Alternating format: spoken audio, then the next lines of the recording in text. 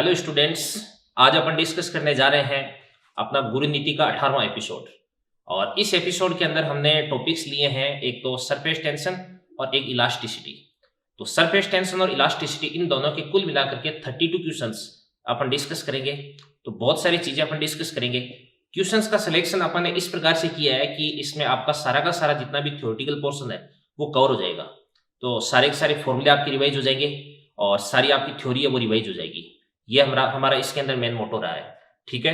और क्वेश्चंस है उनका लेवल बिल्कुल एकदम नीट के अकॉर्डिंग है, नीट ओरिएंटेड आपका काम होगा पूरा का पूरा। तो दोस्तों, मैं हूं सुखदेव चौधरी और मैं हूं सुखदेव सोलंकी। आप मुझे सोलंकी सर भी बुला सकते हैं। बिल्कुल। तो सर, ये जो टॉपिक है नीट में, यहाँ से जो प्रॉब्लम पूछी जाती है बिल्कुल सिंपल सी प्रॉब्लम पूछी जाती है। अगर बच्चा थोड़ा सा टाइम दे दे तो इस चैप्टर को अच्छे से बना सकता है। बिल्कुल कोई दिक्कत वाली बात नहीं है। और स्टार्ट करें? बिल्कुल जी। तो चलिए स्टूडेंट्स, अपन करते हैं क्वेश्चन। सबसे पहला क्वेश्चन क्या कह रहे हैं ध्यान से। A 5 metre long wire is firmly fixed to the ceiling and weight of 10 kg is suspended on the other end which remains 1 meter above the ground if increment in the length of wire is 1 mm। तो यहाँ पर ये आपको क्या दे रखा है, delta L दे रखा है, ठीक है ना। ये डेल्टा एल अपने को गिवन है और यहाँ पे ध्यान से देखना, देखो ये 10 kg, ये अपने को इसका वेट दे रखा है, ठीक है ना। तो आपको क्या करना है, इसके अंदर कितनी एनर्जी स्टोर हो रखी है वो आपको पूछी जा रही है। तो ये तो स्प्रिंग वाला सा केस हो गया। स्प्रिंग के अंदर अपन जानते हैं, क्या जानते हैं, स्प्रिंग में क्या फॉर्मूला होता है sir, U equals to half के एक्स स्क्वायर। तो ये अपने पास हो जाएगा U इक्वल्स टू हाफ के इंटू एक्स स्क्वायर। अब इसको अपन क्या लिख सकते हैं, हाफ के एक्स इंटू क्या देगा आपके पास एक्स हो जाएगा, ठीक है। तो इस के एक्स को अपन क्या लिख सकते हैं, फोर्स। ये तो फोर्स हो गया, बच्चा जानता है अच्छे से। बिल्कुल। तो ये अपने पास बन जाएगा एफ एक्स डिवाइडेड बाई 2 बन जाएगा। अब सर फोर्स अपने को यहाँ पे गिवन है, 10 kg का वेट अपन यहाँ पे लटका रखा है जी, ठीक है ना। तो 10 kg का फोर्स कितना हो जाएगा अपने पास, 100 न्यूटन हो जाएगा। तो ये अपने पास में कितना हो जाएगा, 100 इंटू। अब x की वैल्यू अपने को यहाँ पे कहां से मिलेगी, देखो ये x का डेल्टा एल अपने को गिवन है, तो यही अपना x हो गया। तो कितना 1 mm, तो इसको मैं 10 टू द पावर माइनस का 3 लिख दूंगा और डिवाइडेड बाई क्या देगा आपके पास में 2 हो जाएगा। और यदि इसको मैं सोल्व कर देता हूं तो ये मेरे पास में आ जाएगा कितना, 0.1 डिवाइडेड बाई 2, तो 0.05। ये अपना सेकंड ऑप्शन इज करेक्ट, ठीक है ना। तो चलिए आगे देखते हैं, फिर उसके बाद अपन नेक्स्ट क्वेश्चन नंबर 2 है। देखो क्या कह रहा है ये कह रहा है कि steel wire of cross sectional area, तो इसका अपने को एक गिवन है यहाँ पे 3 into 10 to the power minus 6 metre square can withstand a maximum strain of 10 to the power minus 3 Young's modulus of steel. ये वही आपको गिवन है यहाँ पे। The maximum mass of the wire, maximum mass कितना ये सेंड कर सकता है, ठीक है ना। तो ये तो सिंपल सा फॉर्मूला होता है यंग मॉडुलस का फॉर्मूला, स्ट्रेंथ कैलकुलेट करनी है। बिल्कुल, तो स्ट्रेंथ आपको कैलकुलेट करनी है। तो यहाँ पे मैं क्या लिख सकता हूँ, देखो ध्यान से, अपने को यहाँ पे क्या दे रखा है, यंग मॉडुलस दे रखा है, ठीक है ना। और इसका एरिया अपने को दे रखा है, ठीक है। और मैक्सिमम स्ट्रेन आपको दे रखी है। तो यहाँ से अपन क्या कर सकते हैं, y equals to force upon area upon में स्ट्रेन करना। बिल्कुल बेसिक फॉर्मूला जो बच्चा यूज करता है, सारी बेसिक फॉर्मूले से प्रॉब्लम है, वो यूज करें तो आंसर इजीली मिल जाएगा आई थिंक। बिल्कुल। तो देखते हैं, देखें यहाँ से इसको ऐसे लिख सकते हैं, y कुछ तो क्या होता है, स्ट्रेस अपॉन स्ट्रेन होता है जी। तो स्ट्रेस अपॉन स्ट्रेन हो गया। तो यहाँ पे आपके पास जो स्ट्रेस है, स्ट्रेस को अपन लिख सकते हैं फोर्स अपॉन एरिया, और स्ट्रेन को अपन लिख सकते हैं change in length upon actual length. तो ये अपने पास फॉर्मूला बन जाएगा एफ एल अपॉन ए डेल्टा एल हो गया आपके पास में, ठीक है ना। अब या जो डेल्टा एल है, डेल्टा एल बाई एल, इस स्ट्रेन की वैल्यू डायरेक्टली अपने को गिवन है। तो या इसको अपन लिख सकते हैं F upon A equal to क्या देगा आपके पास, Y into delta L upon.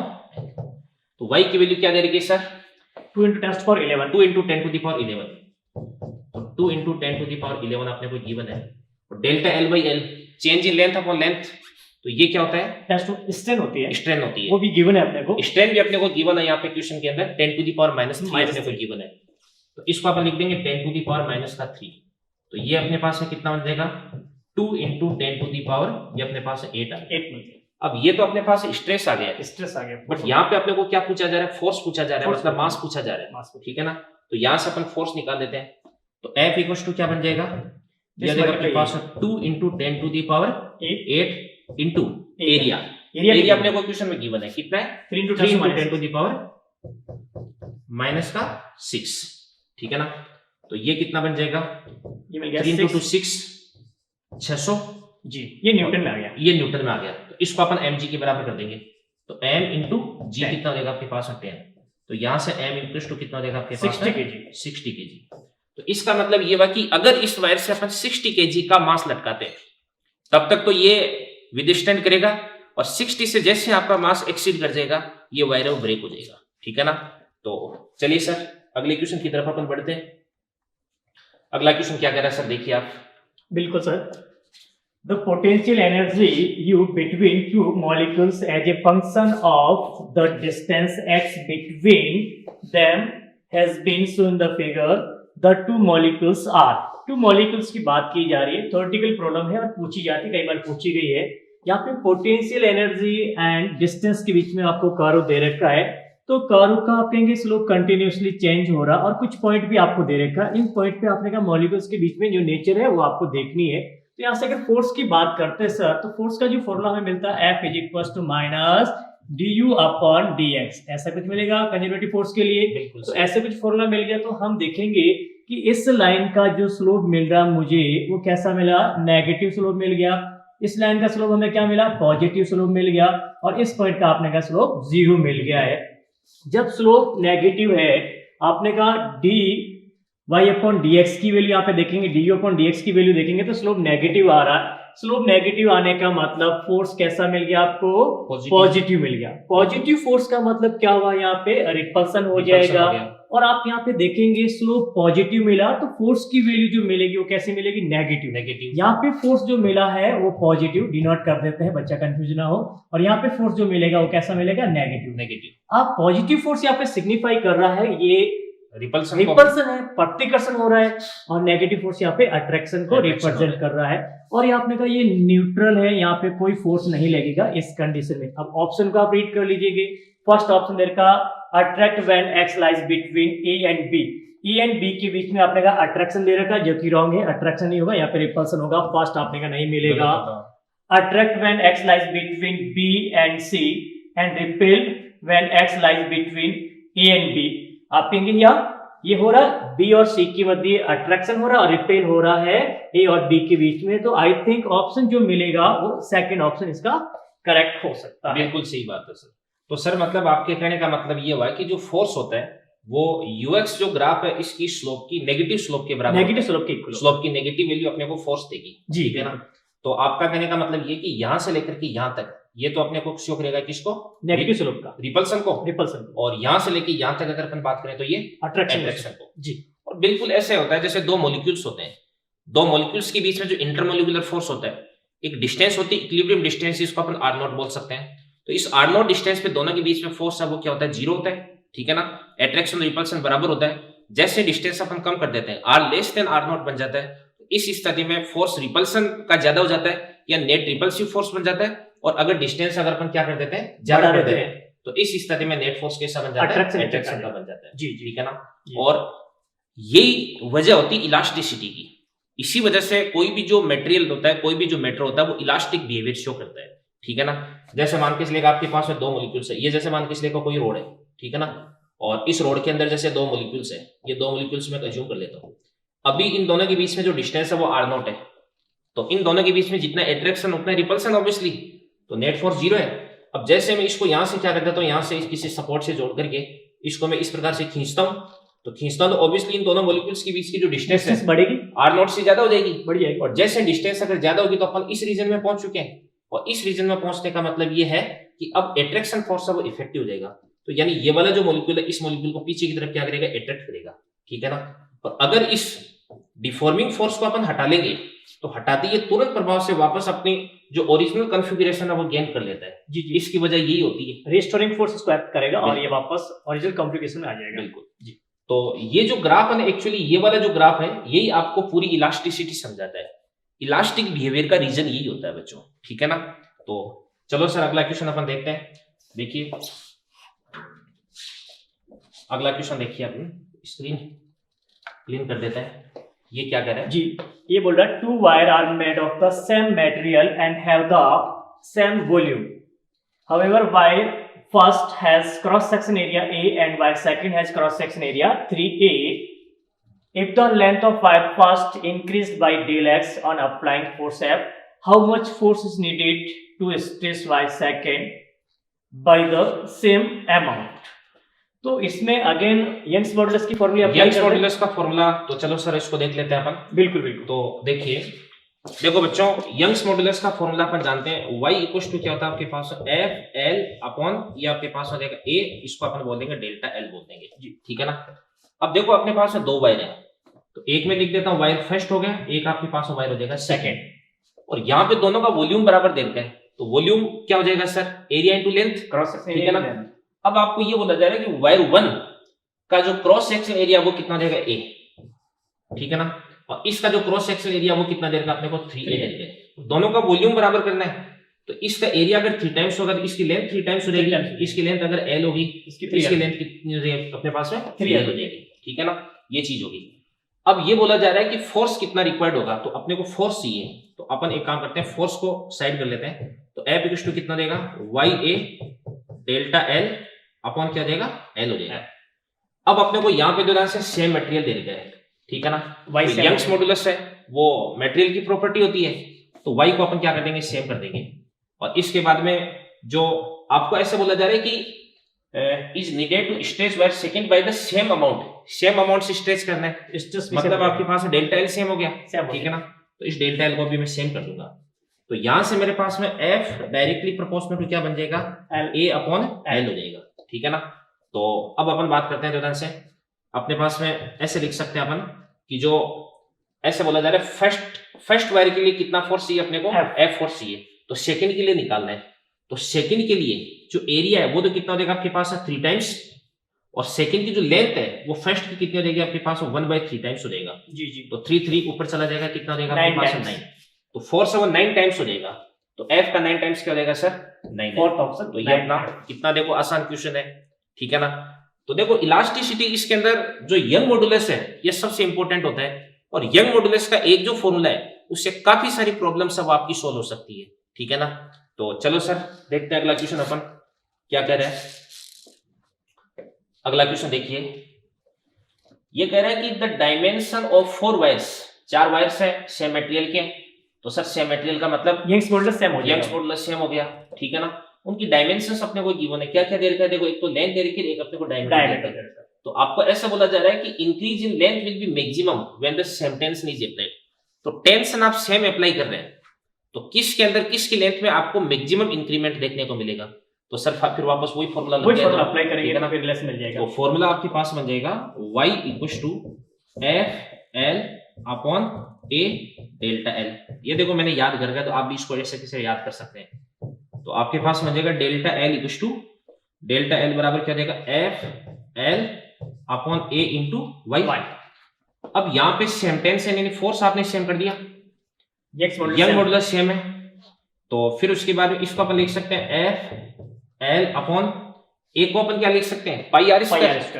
भाई इसका जो क्रॉस सेक्शनल एरिया होता है वायर का वो कैसा होता है, सर्कुलर होता है, तो पाई आर स्क्वायर, बट यहाँ पे रेडियस नहीं दे रही सर अपने को, डायमीटर दे रखे, डायमीटर तो जितना रेडियस में चेंज होगा वो डायमीटर में चेंज होगा, बिल्कुल।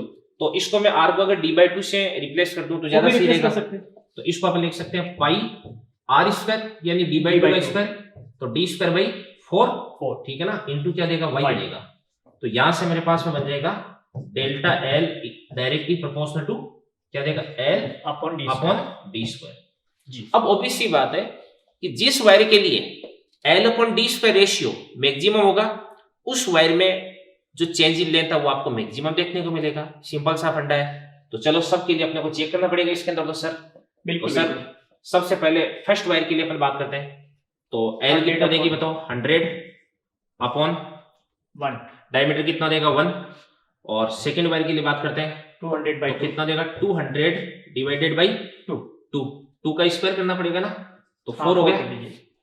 तो फिर उसके बाद में थर्ड के लिए एल कितना देगा आपके पास 300 बाई 9 डिवाइडेड बाई 9, और नेक्स्ट के लिए 50 डिवाइडेड बाई 0.5 का कितना देगा 0.25 हो जाएगा, तो ये अपने पास में कितना देगा 200 200 हो जाएगा, और मेरे हिसाब से ये मैक्सिमम है सर, मैक्सिमम ये वाला नंबर, ये सारे सारे इससे छोटे हो जाएंगे जी जी। तो फोर्थ वायर है उसकी लेंथ में आपको सबसे ज्यादा इंक्रीमेंट देखने को मिलेगा, तो चलो फोर्थ ऑप्शन इसका मैं टिक कर देता हूं, ठीक है।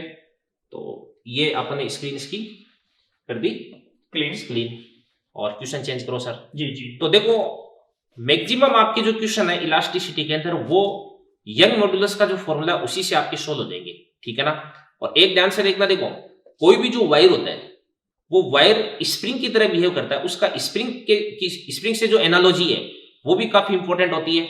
वो भी जब क्वेश्चन आएगा तो आपको मैं समझाऊंगा। देखो सर ये क्वेश्चन देखिए आप, Young's modulus y is equals to mgl pi square upon l formula would give y if mg is double। आप कहेंगे यंग्स मॉडुलस में चेंजेस पूछा गया जब mg को हमने डबल कर दिया। यंग्स मॉडुलस किसी भी वायर का या किसी भी मटेरियल का किसी भी फिजिकल क्वांटिटी पे डिपेंड ही नहीं करेगा, ये आपने का कांस्टेंट रहेगा। गिवन मटेरियल के लिए कांस्टेंट है तो mg को चेंज कर दे, लेंथ को चेंज कर दे, रेडियस को चेंज कर दे, डायमीटर को चेंज कर दे, उस कंडीशन में यंग्स मॉडुलस चेंज नहीं होगा। तो हम कहेंगे यंग्स मॉडुलस का क्या रहना चाहिए, सेम रहना चाहिए। फोर्स को डबल करने पे ही सेम रहना चाहिए। तो बाद में mg को जब डबल किया तब भी यंग्स मॉडुलस आपको क्या मिलेगा, y ही मिलेगा। मतलब सिंपल शब्दों में अपन ऐसे बोल सकते हैं कि जो यंग मॉडुलस होता है वो मटेरियल की प्रॉपर्टी पे डिपेंड करता है जी, ठीक है ना। जैसे स्टील का वायर है तो चाहे छोटा वायर ले लो, चाहे बड़ा वायर ले लो, चाहे मोटा वायर ले लो, चाहे पतला वायर ले लो, जो स्टील है उसका यंग मॉडुलस एक गिवन टेम्परेचर पे कांस्टेंट रहता है। अगर आपने टेम्परेचर चेंज कर दिया तो यंग मॉडुलस आपका चेंज हो सकता है। कैसे, अगर आपने टेम्परेचर को चेंज किया तो फिर उसके बाद में जो मॉलिक्यूल्स है उनके बीच में इंटरेक्शन फोर्स है वो चेंज हो जाता है, इंटरमॉलिक्यूलर डिस्टेंस चेंज हो जाएगा, इंटरमॉलिक्यूलर डिस्टेंस चेंज हो जाएगी, सब कुछ चेंज हो जाएगा। तो उससे जो यंग मॉडुलस है वो भी चेंज हो जाएगा। तो सर आपका ये कहना है इसके अंदर की यंग मॉडुलस है वो सेम रहेगा, सेम रहेगा। क्यों? अब इस क्वेश्चन के अंदर देखो बहुत सिंपली कई ज्ञानी होते हैं वो इस प्रकार से ज्ञान लगाते हैं कि mg को दुगुना कर दिया कि लो सर mg को अगर मैं दुगुना कर दूंगा तो y भी डबल हो गया, तो फिर उसके बाद इस ऑप्शन को टिक कर देते हैं। तो उस आदमी को मैं ये समझाना चाहूंगा कि y बराबर कितना रहेगा आपके पास, mg l अपॉन ये आपके पास हो जाएगा पाई स्क्वायर इंटू क्या देगा l। तो अगर आपने इस mg को अगर आपने डबल कर दिया तो फिर उसके बाद दूसरी जो क्वांटिटीज है उसके अंदर भी आपको चेंज देखने को मिलेगा, ठीक है ना। तो फिर उसके बाद y अल्टीमेटली आपका कांस्टेंट है। अगर आप तो सिंपल इतना सा ध्यान रखें कि y है वो मटेरियल की प्रॉपर्टी पे डिपेंड करता है, ठीक है ना। इसमें आपको ज्यादा सोचना भी नहीं है। तो चलो सर अगला क्वेश्चन अपन देखते हैं क्या कह रहा है। अगला क्वेश्चन देखो, ये कह रहा है कि to wires of the same material and same length but diameter in the ratio 1:2, यानी डायमीटर्स का रेशियो आपको गिवन है, सेम फॉर सेम को अपन खींचते हैं, potential energy per unit volume. अब ये बड़ा इंपॉर्टेंट है भाई। तो सबसे पहले जो potential energy per unit volume है इसका फॉर्मूला मैं आपको समझाता हूं, ठीक है ना। देखो बच्चों मैंने इसको इस प्रकार से याद रखा है कि स्प्रिंग वाला फॉर्मूला ये कभी कोई बच्चा भूलता नहीं है सर, ठीक है ना। जैसे मतलब इसको अपन बोल सकते हैं हाफ, ये आपके पास हो जाएगा के एक्स स्क्वायर, और यूनिट वॉल्यूम के लिए इसको मैं यू बार लिख देता हूं, ठीक है ना। तो ये आपके पास हो जाएगा एनर्जी पर वॉल्यूम पर यूनिट वॉल्यूम। तो इसको अपन बोल देंगे के एक्स स्क्वायर डिवाइडेड बाय क्या हो जाएगा 2 इंटू वॉल्यूम हो जाएगा जी। अब के होता है ना वो किसके बराबर होता है, वाई ए बाई एल के बराबर होता है। ये कैसे आता है ये मैं आपको समझा देता हूं। देखो जैसे आपके पास में एफ इक्वल टू क्या बन जाता है, Y A by L into क्या देगा डेल्टा एल बन जाएगा। तो इसको मैं एफ बराबर के एक्स इससे कंपेयर करवा दूंगा, ठीक है ना। तो ये आपके पास एक्स बन गया, तो के क्या बन जाएगा वाई ए बाई एल जी। तो कोई भी जो वायर होता है उस वायर का स्प्रिंग कांस्टेंट किसके बराबर होता है, फोर्स कांस्टेंट किसके बराबर होता है, वाई ए बाई एल के बराबर होता है। तो यहाँ पे के को मैं क्या लिख दूंगा, वाई ए बाई एल लिख दूंगा जी, बिल्कुल। तो वाई ए इसके बाद में एक्स स्क्वायर अपॉन क्या देगा आपके पास में 2VL, तो V को मैं लिख देता हूँ एरिया इंटू लेंथ, ठीक है ना। तो एल क्या बन जाएगा एल स्क्वायर बन जाएगा। तो ए से अपन ए को कैंसिल आउट कर देते हैं जी, ठीक है ना। तो फिर उसके बाद ये बन जाएगा आपके पास 1/2 इंटू क्या देगा y into X by L. X क्या होता है change in length upon actual length जी। ये तो अपनी स्ट्रेन बन गई, बिल्कुल। और स्ट्रेन का अपन स्क्वायर कर देंगे, तो ये अपने पास में क्या बन जाएगा स्ट्रेन स्क्वायर। तो ये बन जाएगा अपने पास स्ट्रेन का स्क्वायर हो जाएगा। अब आपको ये बोला जा रहा है कि इसके अंदर स्ट्रेन को अपने को फिर रिप्लेस करना पड़ेगा। तो फिर अपन क्या लिख देंगे इसके अंदर, स्ट्रेन क्या बन जाएगी sir, y equals to stress upon strain, y equals to stress upon strain. Strain को अपन क्या लिख देंगे y, स्ट्रेन को अपन क्या लिख देंगे स्ट्रेस अपॉन y। तो फिर उसके बाद में ये अपने पास में क्या बन जाएगा स्ट्रेस स्क्वायर अपॉन 2y बन जाएगा। तो ये आपके पास हो जाएगा स्ट्रेस स्क्वायर अपॉन 2y हो गया जी, ठीक है ना। और फिर उसके बाद में देखो सेम मटेरियल सेम देर का है, y तो आपका कांस्टेंट हो गया। तो सर फिर उसके बाद u बार क्या बन जाएगा, देखो ये आपके पास बन जाएगा u bar is directly proportional to stress square. Stress को अपन क्या लिख देंगे, force upon area right, force upon area लिख देंगे। फोर्स सेम दे दिया, फोर्स सेम दे दिया तो आपने कहा F अपॉन A राइट किया मैंने, इसका ये स्क्वायर सेम कर हो दो। गया, दैट्स इक्वल टू क्या बोलेंगे, फोर्स अपॉन एरिया का स्क्वायर हो गया। अब आप कहेंगे फोर्स सेम हो गया तो ये क्या मिलेगा, that's equal to 1 upon A square. A A square square को रेडियस के टर्म में या फिर डायमीटर के टर्म में डायमीटर ऐड के करते टर्म हैं में तो हमें क्या मिलेगा, d/2 का होल 4 4 बन जाएगा। ऐसे कुछ मिल गया। बिल्कुल तो बन गया। रिलेशन जो आप सर बता रहे थे, हाँ। u bar is that equals to 1 upon में d की पावर 4 आपको मिल गई। 4 मिल गया। तो यहाँ से आप देखेंगे रिलेशन, रेशियो आपको 1:2 दे रखा है, यहाँ से 2 का होल 4 करेंगे तो हमें क्या मिल जाएगा, 16। तो रेशियो हमें क्या मिलेगा, 16:4।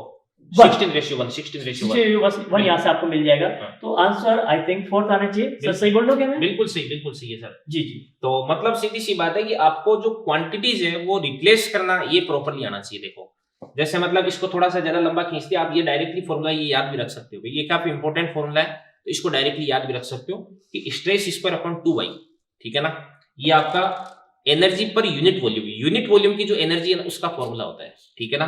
तो काफी अच्छा क्वेश्चन है सर ये नीट के हिसाब इसमें से। जो भी आपने सर फॉर्मूले बताई, हर फॉर्मूले से डाउट पूछा जाता है। नीट का पेपर देखेंगे प्रीवियस की, तो कभी यहाँ से पूछा, कभी यहाँ से पूछा, कभी यहाँ से पूछा, कभी यहाँ से पूछा, तो फॉर्मूला आपको रिप्लेस करना आना चाहिए। हाँ, सारे फॉर्मूला आपको याद तो डायरेक्ट आप फिट कर सकते हो, बट फॉर्मूला रिप्लेस करना बच्चे को आना चाहिए आई थिंक। बिल्कुल बेसिक फॉर्मूला उसको याद कर लो आप, बाकी सारे फॉर्मूले याद करना कोई ज्यादा अच्छी हैबिट होती नहीं है। बेसिक फॉर्मूला जैसे ये वाला फॉर्मूला याद रखो, इसके बाद में k बराबर क्या होता है आपके पास, YA/L होता है। ये कुछ बातें होती है, सिंपल बातें जो आपको डायरेक्टली माइंड में रखनी चाहिए, ठीक है ना। तो चलो सर 7 नंबर से क्वेश्चन नंबर 8 की तरफ अपन आते हैं। बिल्कुल क्या कह रहा है देखिए question, uniform plane of Young modulus y दे रखा है, moved over a smooth horizontal surface by a constant horizontal force F, area of cross section आपको दे रखा है A दे रखा है, और compressive strain on plane in the direction of the forces ये आपको दे रखा है। कोई भी प्लेन दे रखा है अपने को, और प्लेन के इसके मटेरियल का यंग मॉड्यूलस अपने को दे रखा है, जैसे मतलब y दे रखा है, y गिवन है, ये अपने को y गिवन है, और फिर उसके बाद इसको अपन एक फोर्स F से खींच रहे हैं, और इसका जो एरिया ऑफ क्रॉस सेक्शन है ये गिवन है, ये अपने को A गिवन है, ठीक है ना। और तो आपको ऐसे मतलब इसके अंदर क्या पूछी जा रही है, संपीड़न विकृति, मतलब आपको कंप्रेसिव स्ट्रेन इसके अंदर पूछी जा रही है। तो सर ये तो बहुत आसान क्वेश्चन हो गया, फिर अपन यही बोल सकते हैं कि वही फॉर्मूला हो गया ये तो। बिल्कुल y वाला वही फॉर्मूला मिल गया आपको, तो y का फॉर्मूला लिख देंगे अपन, स्ट्रेस ठीक है ना। Upon strain.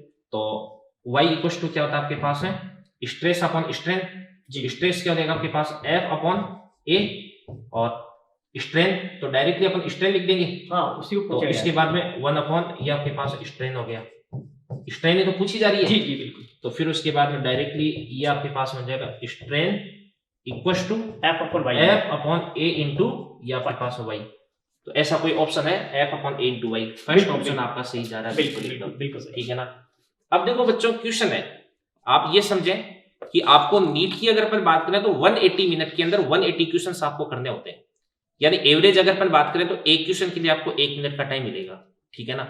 तो नीट का जो पेपर सेट करने वाला है वो उसके दिमाग में ये चीज तो कम से कम रहेगी कि बच्चे को 1 मिनट मिल रहा है तो 1 मिनट के अंदर वो क्वेश्चन सॉल्व होना चाहिए, ज्यादा से ज्यादा 90 सेकंड मान लो, 2 मिनट मान लो। इतना लंबा प्रोसीजर आपको क्वेश्चन में नहीं दिया जाएगा कि उसको सोल्व करने के लिए आप बैठे तो 5 से 10 मिनट अगर लग जाए, ठीक है ना, फिर तो पेपर बहुत लेंथी हो जाएगा। तो सबसे पहले आप तैयारी कर रहे हो तो आप ये देखें कि आप किस एग्जाम की तैयारी कर रहे हैं, ये आपको कभी नहीं भूलना है। आप नीट की तैयारी कर रहे हैं और नीट के जैसे पिछले 8-10 साल के पेपर्स वगैरह आप हमारे CLC के यूट्यूब चैनल पर भी आपको इसके जो वीडियो सॉल्यूशन है वो मिल जाएंगे, वहां पर भी आप देख सकते हैं, ठीक है ना। तो आप एक बार क्वेश्चंस के लेवल अगर देखोगे तो आपको पता चलेगा कि अपन जो पढ़ रहे हैं वो ही नीट के अकॉर्डिंग है, नीट ओरिएंटेड है। क्यों सर, सही कह रहा हूं मैं? बिल्कुल। हम प्रीवियस को पेपर देख के जब स्टडी करते हैं तो हमें ये फील होता है या हम ये देखते हैं कि मैक्सिमम 80 to 85% जो होती है इजी गोइंग होती है। इजी गोइंग होते हैं आपने जैसे आप पेन चलाओगे, थोड़ा सा माइंड यूज करोगे, विद इन 30 या 40 सेकंड में आंसर आता है। बिल्कुल। जो आप कह रहे थे कि 90 सेकंड, ऐसी प्रॉब्लम 2 या 4 प्रॉब्लम पूछी जाती है, उसमें 90 सेकंड लगे या 2 मिनट्स लगे कोई दिक्कत नहीं, पर मैक्सिमम प्रॉब्लम जो होती है बिलो 1 मिनट की होती है, 1 मिनट से पहले सॉल्व हो जाती है, तभी स्कोरिंग इतना बच्चा कर पाता है। कट ऑफ आपने का 600 प्लस जाती है और टॉपर आपने का पूरे में से पूरे मार्क्स लेके आ रहा है, तो ऑब्वियसली अपने का पेपर जो सेट होता है वो अच्छे से होता है और नीट बेस्ड भी होता है, NCERT बेस्ड भी होता है। आप बिल्कुल सही बता रहे थे सर। तो बिल्कुल सर, आप इसका मतलब आपके कहने का मतलब ये हुआ कि सर ये कहना चाह रहे हैं कि सेलेक्ट करो और सेलेक्ट हो जाओ, क्वेश्चन आपको सेलेक्ट करने आने चाहिए। जो नीचे के क्वेश्चन होते हैं, जो इजी या मॉडरेट क्वेश्चन होते हैं, वो आपका सिलेक्शन फिक्स करते हैं, सिलेक्शन आपका एश्योर करते हैं, और जो टफ क्वेश्चन होते हैं वो आपकी रैंक बूस्ट करते हैं, ठीक है ना। तो सबसे पहले एक बार सिलेक्शन है उसको तो अपनी झोली में डालें, उसके बाद में रैंक अपन बूस्ट कर देंगे, कोई दिक्कत वाली बात नहीं है, ठीक है ना। और स्टार्टिंग इजी, अगर 8-10 क्वेश्चन अपन ने कर लिए थोड़ी बॉडी भी वार्म अप हो जाती है, माइंड भी वार्म अप हो जाता है, कॉन्फिडेंस आ जाता है। और एग्जाम में कॉन्फिडेंस ही सब कुछ होता है सर। सब कुछ होता है। विदाउट कॉन्फिडेंस तो आप कुछ कर ही नहीं पाओगे। नॉलेज आपके पास कितना डजंट मैटर, आप कॉन्फिडेंट होना बहुत जरूरी है। कॉन्फिडेंट बहुत जरूरी है जी, ठीक है ना। चलो अपन बात करते हैं फिर उसके बाद अगले क्वेश्चन की, अगले क्वेश्चन की तरफ रुख करते हैं।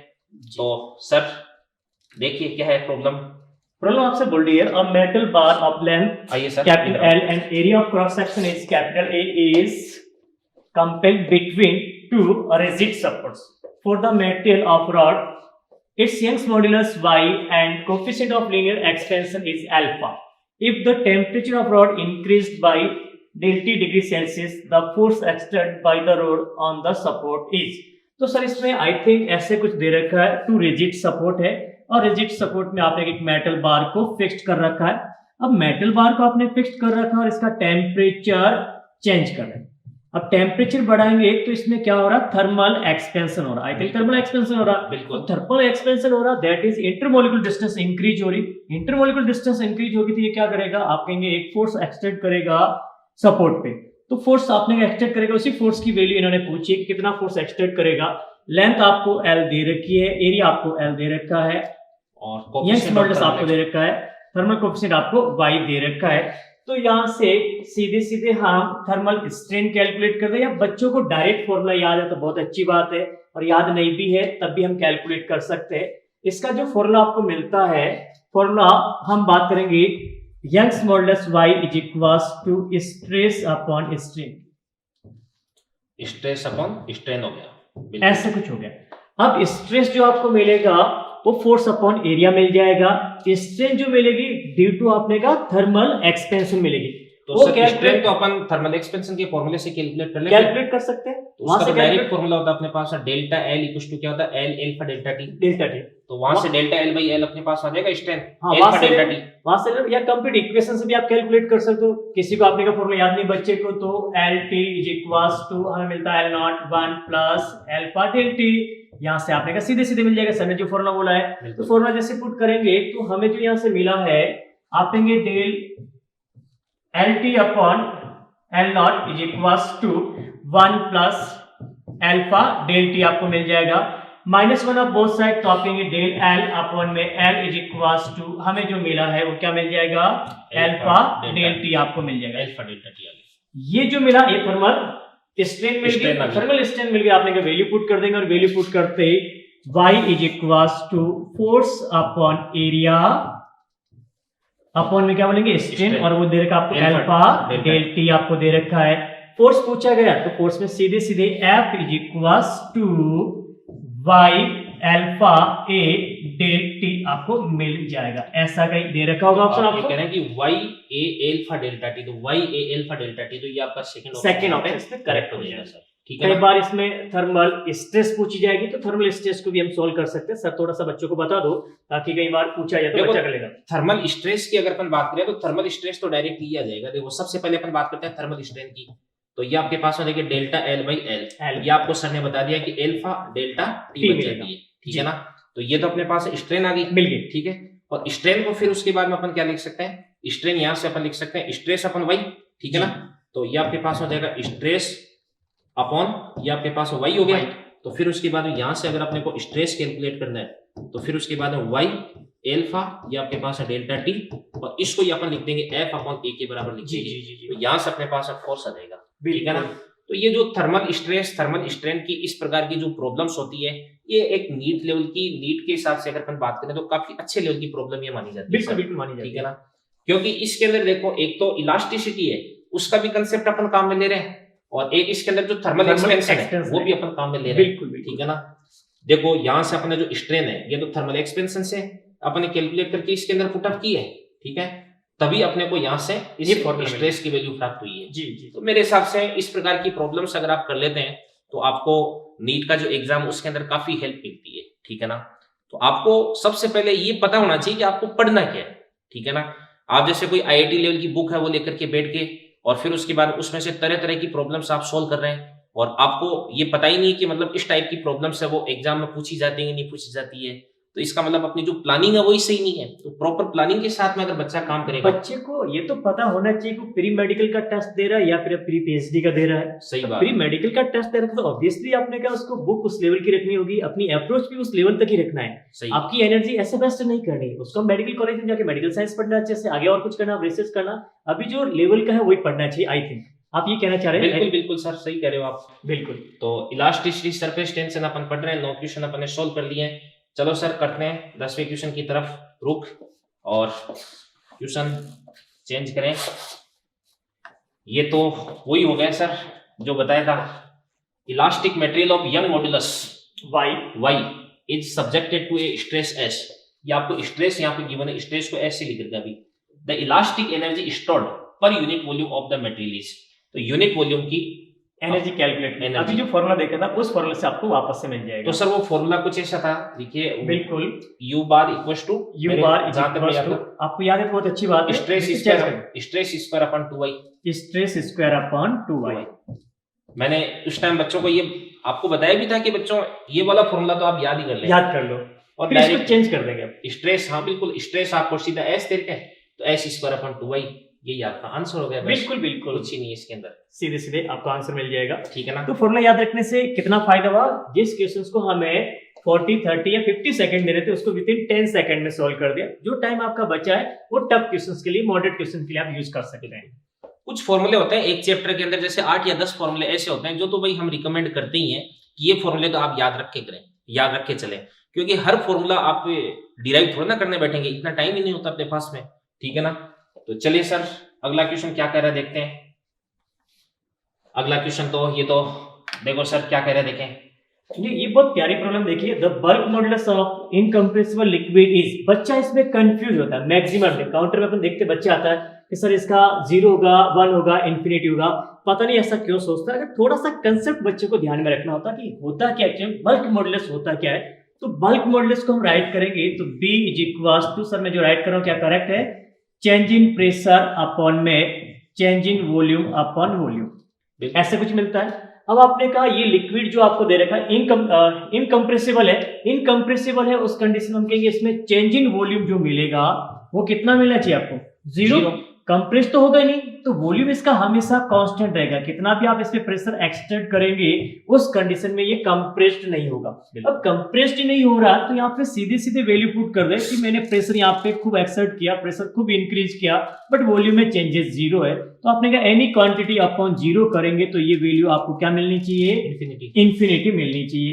तो अनकंप्रेसिबल लिक्विड के लिए बल्क मॉडुलस की वैल्यू इंफिनिटी मिलती है। बिल्कुल बिल्कुल, मतलब ये हुआ कि इनकम्प्रेसिबल, मतलब इसको अपन कंप्रेस नहीं कर सकते, कंप्रेस नहीं कर सकते, बाहर से अपन एक्सटर्नल प्रेशर इस पे कितना भी अप्लाई करें, कितना भी एक्सर्ट इसका वॉल्यूम तो वही रहेगा, वॉल्यूम चेंज ही नहीं होगा, वॉल्यूम चेंज नहीं होगा। प्रेशर तो आपने चेंज कर दिया, प्रेशर में कितना भी आपने चेंज कर दिया बट वॉल्यूम में चेंज हो ही नहीं रहा है, तो इसका मतलब ये हुआ कि आपका लिक्विड इनकम्प्रेसिबल है और डेल्टा V बाई V यानी इसको अपन बोल सकते हैं फ्रैक्शनल चेंज इन वॉल्यूम। तो B equals to bulk modulus equals to देगा आपके पास में change in pressure upon fractional change in volume. अब सर यहाँ पे माइनस का साइन ये आपने कैसे लगा दिया, माइनस का, तो जब भी आप प्रेशर इंक्रीज करेंगे उससे वॉल्यूम हमेशा डिक्रीज होगा। अच्छा, तो आपने कहा डिक्रीजिंग को ये रिप्रेजेंट करेगा, मतलब ये हुआ कि डेल्टा P अगर पॉजिटिव प्रेशर अगर आपने बढ़ा दिया तो वॉल्यूम में वो घटेगा हमेशा, इस कारण से माइनस का साइन यहाँ पे बिल्कुल ठीक है, बिल्कुल बिल्कुल ठीक सर, अच्छे से आपने समझाया। क्वेश्चन नंबर 11, चलिए चलते हैं क्वेश्चन नंबर 12 की तरफ। प्रॉब्लम नंबर 12 जो हमने यहाँ से पिक किया है, the stress versus strain graph for the y of two material A and B are as shown in the figure. If YA and YB are the Young's moduli of the material, then यहाँ पे Young's modulus और यहाँ पे Young's modulus आपसे पूछा गया है, stress और स्ट्रेन में रिलेशन आपको दे रखा है। आप देखेंगे Young's modulus जो आपको मिलता है y is equals to, sir क्या मिलेगा, स्ट्रेस अपॉन स्ट्रेन मिलता है। ये फॉर्मूला आपने कहा बच्चे को अच्छे से याद हो गया। सर हुक्स लॉ ही तो है ये, बिल्कुल हुक्स लॉ ही है भाई, stress is directly proportional to strain, strain होता है, प्रोपोर्शनल कांस्टेंट अगर अपन हटाएंगे तो ये मॉडुलस आता है, रिजिडिटी और को सॉलिड्स के लिए अपन जैसे E को अपन Y से रिप्लेस कर y सकते से हैं, रिप्लेस करते तो हैं Y इक्वल टू अपने पास हो जाएगा स्ट्रेस अपॉन स्ट्रेन हो जाएगा जी। तो कोई भी जो मटेरियल होता है वो जो इलास्टिसिटी की लिमिट होती है, लिमिट ऑफ इलास्टिसिटी, उसके अंदर इलास्टिक बिहेवियर शो करता है और हुक्स लॉ को ओबे करता है वो, तो stress directly proportional to strain strain हो जाएगा। इसीलिए सर ये स्ट्रेट लाइन ग्राफ मिल रहा है बिल्कुल बिल्कुल मिलता है। ठीक है। और नहीं तो कंप्लीट ग्राफ जो अपलोड करते हैं तो उसमें आपने आगे कर्व चेंज हो जाता है, वो सारी चीजें मिलती है। फिर उसके बाद आगे जाकर के शायद इस प्रकार से यूं होकर के फिर उसके बाद ये यूं हो जाता है, हाँ, और फिर मैक्सिमम उसके बाद डिस्टेंस यूं में होकर के फिर उसके बाद इस प्रकार से यूं होकर के फिर उसके बाद यहाँ पर आकर के हाँ, ब्रेक हो जाता है, ब्रेक हो ठीक है जाएगा। ना, ऐसा कुछ और होता है। वाइल जो सॉलिड प्रॉपर्टी थी, यहाँ पे जो मेटेरियल प्रॉपर्टी थी, सॉलिड प्रॉपर्टी यहाँ पे लिक्विड में कन्वर्ट होगी, ऐसे फ्लो करना स्टार्ट हो जाएगा। लिक्विड की तरफ लो, हाँ, लिक्विड की तरफ फ्लो करना मतलब इतना इसका मटेरियल इतना सॉफ्ट हो जाएगा आगे चल करके कि अगर अपन स्ट्रेस को कम भी कर देंगे ना तो स्ट्रेन लगातार बढ़ती जाएगी, बढ़ती जाएगी। ये कि विस्कस फ्लूइड की तरह ये फ्लो करने लग जाएगा, बहने लग जाएगा, ठीक है ना। तो ये भी कई बार लैंग्वेज का क्वेश्चन पूछ लिया जाता है कि किस रीजन के अंदर जो मटेरियल है वो लिक्विड की तरफ फ्लो करने लग जाएगा, तो फिर उसके बाद में यहाँ पर आकर के ये लास्ट वाला जो रीजन होता है ना, जो ब्रेक होने से पहले, इसकी बात करता है ये। बिल्कुल। इसके अंदर बच्चों एक यील्ड पॉइंट होता है, यील्ड पॉइंट यहाँ पे आता है, अपने को यील्ड पॉइंट प्राप्त होता है। जी जी। तो यील्ड पॉइंट एक ऐसा पॉइंट होता है जिसके बाद में अपन क्या कर सकते हैं, इसकी शेप को चेंज कर सकते हैं, ठीक है ना। एक ऐसा पॉइंट जिसके बाद में इसके अंदर एक परमानेंट जो डिफॉर्मेशन है वो जनरेट होने लग जाता है। भाई यहां से लेकर के यहां तक अगर अपन इसको छोड़ा तो वापस, तो फिर उसके बाद वापस अपनी ओरिजिनल कॉन्फ़िगरेशन आ जाएगा, कॉन्फ़िगरेशन आ जाएगा। और बट यहां से लेकर के यहां तक जो ग्राफ वो प्रोपोर्शनल है, अब यहां से लेकर के यहां तक भी अगर अपन छोड़ेंगे तो भी ये आ तो जाएगा, बट थोड़ा सा टाइम लेगा, यानी इसके अंदर जो इलास्टिक फटीग आ जाएगी, इलास्टिक फटीग आ जाएगी। और फिर उसके बाद में अगर ये वाला पॉइंट आ गया तो इस पॉइंट के बाद में इसके अंदर एक परमानेंट सेट पॉइंट आ जाएगा, परमानेंट स्ट्रेन आ जाएगी इसके अंदर। तो सर जैसे मतलब जो भी मैंने ऐसे पढ़ा है कि जो भी जो ज्वेलर्स होते हैं वो क्या करते हैं, जैसे किसी भी मेटल को अगर ज्वेलरी के अंदर कन्वर्ट करते हैं तो पहले वो यील्ड पॉइंट तक लेकर के आते हैं, तभी बिल्कुल बिल्कुल नहीं तो तभी फिर अपने ज्वेलरी मेकिंग कर पाएंगे, तभी कर पाएंगे। नहीं तो वापस अपनी जैसे सोने का 20 फीट था उससे अपन ने कोई भी ज्वेलरी बना करके रखी तो बिस्किट में वापस कन्वर्ट बिस्किट में कन्वर्ट हो जाएगा, ठीक है ना। तो ठीक है, तो सर देखिए आगे क्वेश्चन क्या करें। तो यहाँ पे जो गिवन कर्व आपको दे रखा है स्ट्रेस अपॉन स्ट्रेन, ये जो कर्व है इसका जो स्लोप आप कैलकुलेट करेंगे तो किसके इक्वल मिल जाएगा, y के इक्वल मिल जाएगा। तो आपने कहा strain y is equals to stress upon strain किसको रिप्रेजेंट कर रहा है, स्लोप को रिप्रेजेंट कर रहा है, और स्लोप जो मिलेगा वो किसको रिप्रेजेंट करेगा, tan थीटा को रिप्रेजेंट करेगा। स्लोप हमेशा tan थीटा होता है, टेंजेंट के इक्वल होगा। अब आप टेंजेंट देखेंगे, दोनों का टेंजेंट आप देख लीजिएगा, हम कहेंगे y a अपॉन में y b बिल्कुल is equals to tan a। Sir ये b होगा यहाँ पे y upon y b, sorry कोई दिक्कत नहीं, हाँ बिल्कुल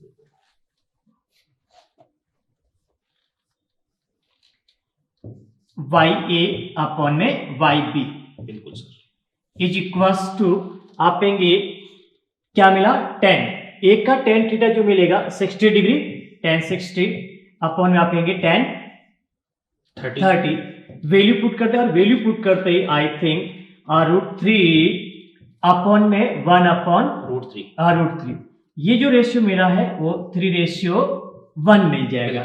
तो y a equals to 3 times of y b मिलना चाहिए, और फोर्थ ऑप्शन इसका करेक्ट आ गया सर, फोर्थ ऑप्शन करेक्ट आ गया। इसमें सर और कुछ कहना चाहेंगे हम? इसके अंदर देखो मेन तो यही बात है कि एक तो जैसे मतलब यहाँ से लेकर के यहाँ तक तो इसकी ये प्रोपोर्शनल लिमिट बोलते हैं इसको अपन, और फिर उसके बाद यहाँ से लेकर के यहाँ तक जो होती है इसको अपन इलास्टिक लिमिट बोलते हैं, इलास्टिक लिमिट, और जहाँ भी इलास्टिक लिमिट एंड हो जाती है उसको अपन बोलते हैं यील्ड पॉइंट बोलते हैं। हिंदी वाले बच्चे इसको पराभव बिंदु भी बोल सकते हैं, ठीक है ना। उसके बाद इसके अंदर एक परमानेंट डिफॉर्मेशन जनरेट हो जाता है, और फिर उसके बाद में जैसे मतलब एक यील्ड पॉइंट के बाद में ऐसा अपने को देखने को मिलता है कि अगर अपन स्ट्रेस है उसको अपन क्या करते हैं, डिक्रीज भी कर देते हैं, तो भी देखो स्ट्रेन अब अपने आप बढ़ने लग जाती है, इंक्रीज होती है, इसका मटेरियल बहुत ज्यादा सॉफ्ट हो जाता है, और फिर उसके बाद यहाँ पर ये क्या हो जाता है, ब्रेक हो जाता है, टूट जाता है, ठीक है ना। कहने का मतलब यही है कि यील्ड पॉइंट के बाद मैटर जो है अपनी इलास्टिक प्रॉपर्टी को धीरे धीरे लॉस्ट करना स्टार्ट कर देता है। बिल्कुल। और जिसके अंदर मतलब ये वाला जो रीजन है यहाँ से लेकर के यहाँ वाला ये वाला रीजन जिस मटेरियल के लिए ज्यादा होता है ना उसकी ज्यादा मतलब डक्टिलिटी होती है, ज्यादा टेंसाइल स्ट्रेंथ होती है। बिल्कुल। जैसे गोल्ड होता है उसके अपन बहुत लंबे वायर वगैरह बना सकते हैं, बिल्कुल क्योंकि उसका ये वाला जो रीजन होता है बहुत ज्यादा होता है, बहुत बड़ा होता है। अब जैसे मान के इसलिए ये वाला मटेरियल है, इसको अपन जैसे मतलब यहाँ से यूं ले जाकर के यहीं पर अगर इसको अपन ब्रेक कर देंगे तो इसका मतलब इसकी इलास्टिसिटी भी कम होगी, जी, क्योंकि इसकी स्लोप का में इलास्टिसिटी भी कम होगी, और फिर उसके बाद इसकी डक्टिलिटी है वो भी क्या हो जाएगी, कम हो जाएगी, जो डक्टाइल प्रॉपर्टी वो भी कम होगी। तो बिल्कुल ये वाला जो रीजन है ये तो अपने को इसकी डक्टिलिटी है, डक्टाइल नेचर है उसको बताएगा, और ये इसकी जो स्लोप है वो अपने को इलास्टिसिटी के बारे में बताएगी, ठीक है ना। दो ग्राफ अगर अपने को दे दिए और आपको पूछा जाए कि कौन ज्यादा इलास्टिक है, कौन ज्यादा डक्टाइल है, जी ठीक है ना। तो अपन एक बहुत शानदार एक थ्योरेटिकल क्वेश्चन बन सकता है। तो बच्चों नीट के अंदर न्यूमेरिकल क्वेश्चंस के साथ साथ में जो थ्योरेटिकल क्वेश्चन है वो भी बहुत इंपॉर्टेंट होते हैं, और अच्छे अच्छे जो बच्चे होते हैं वो थ्योरेटिकल क्वेश्चन ही गलत करके आते हैं, ठीक है ना। ये चीज आप ध्यान रखिए भाई।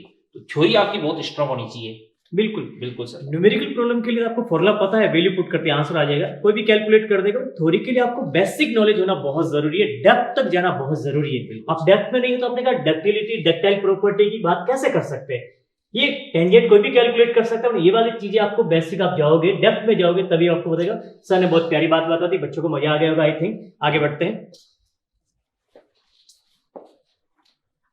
तो नेक्स्ट क्वेश्चन अपन देखते हैं। सर देखो क्या कह रहा है, ये भी एक थ्योरेटिकल क्वेश्चन है। The load versus elongation graph for wires of the same material. देखो मटेरियल फिर सर अपने को सेम दे रखा है, वाई सेम, यहां से वाई सेम कर देंगे। इट्स शोन, देखो मटेरियल अगर सेम दे रखा है कौन से चैप्टर में अपन है उसके अकॉर्डिंग, जैसे लिक्विड अगर सेम लिक्विड है तो उनकी डेंसिटी सेम हो जाएगी, ठीक है ना।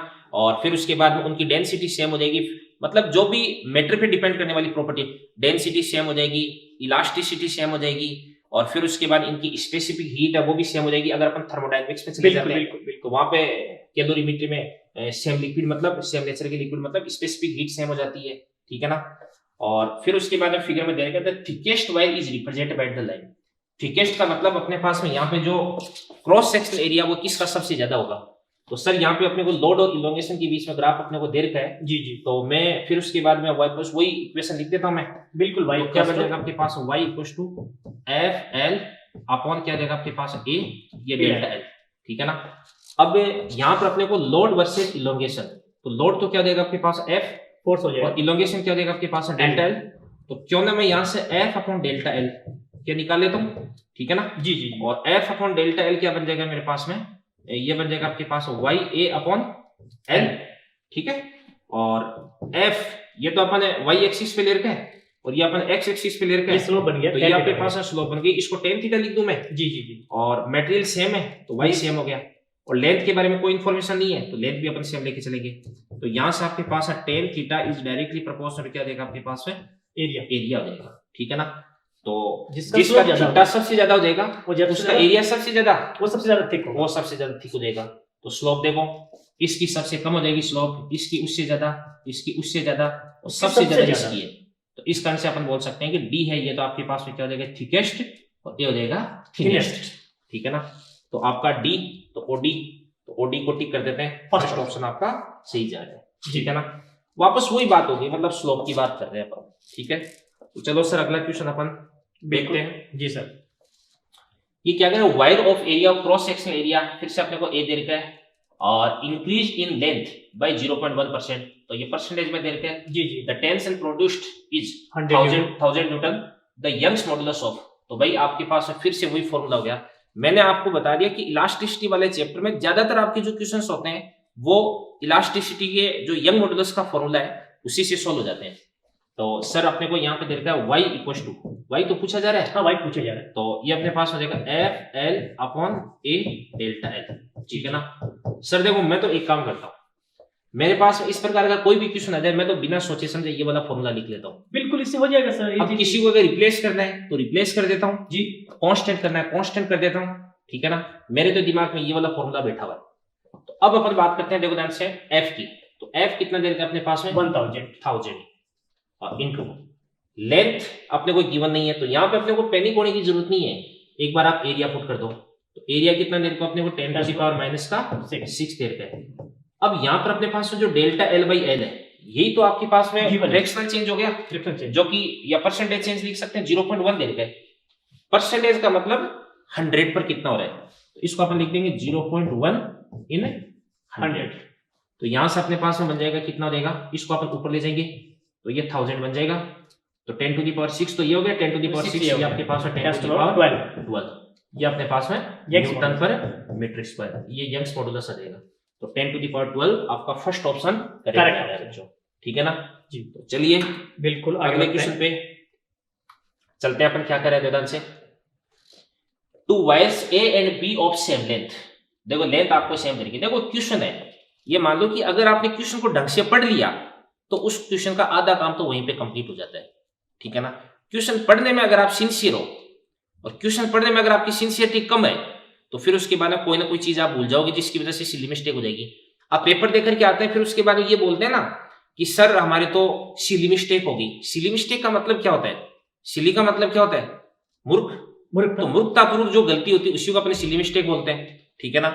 देखिए ध्यान से क्या सर करें। इसमें एक चीज और देखेंगे, एक्चुअल में कोई भी प्रॉब्लम है किसी भी चैप्टर की है किसी भी टॉपिक से, तो उसका सॉल्यूशन उस प्रॉब्लम के अंदर ही है। बिल्कुल। बस हमें उस पैनी नजरों से उस सॉल्यूशन को ढूंढना है। तो आप अच्छे से रीड करोगे, सिंसियरली रीड करोगे, आपका सॉल्यूशन आपकी क्वेश्चन को जैसे रीड करोगे, जैसे आपका क्वेश्चन कंप्लीट होगा वैसे वैसे सॉल्यूशन आपके सामने होगा। मतलब सर क्वेश्चन एक पहेली की तरह होता है, बस पहेली उसको सुलझाना है। तो चलिए अगली पहेली को सुलझाते हैं सोलंकी सर की भाषा में।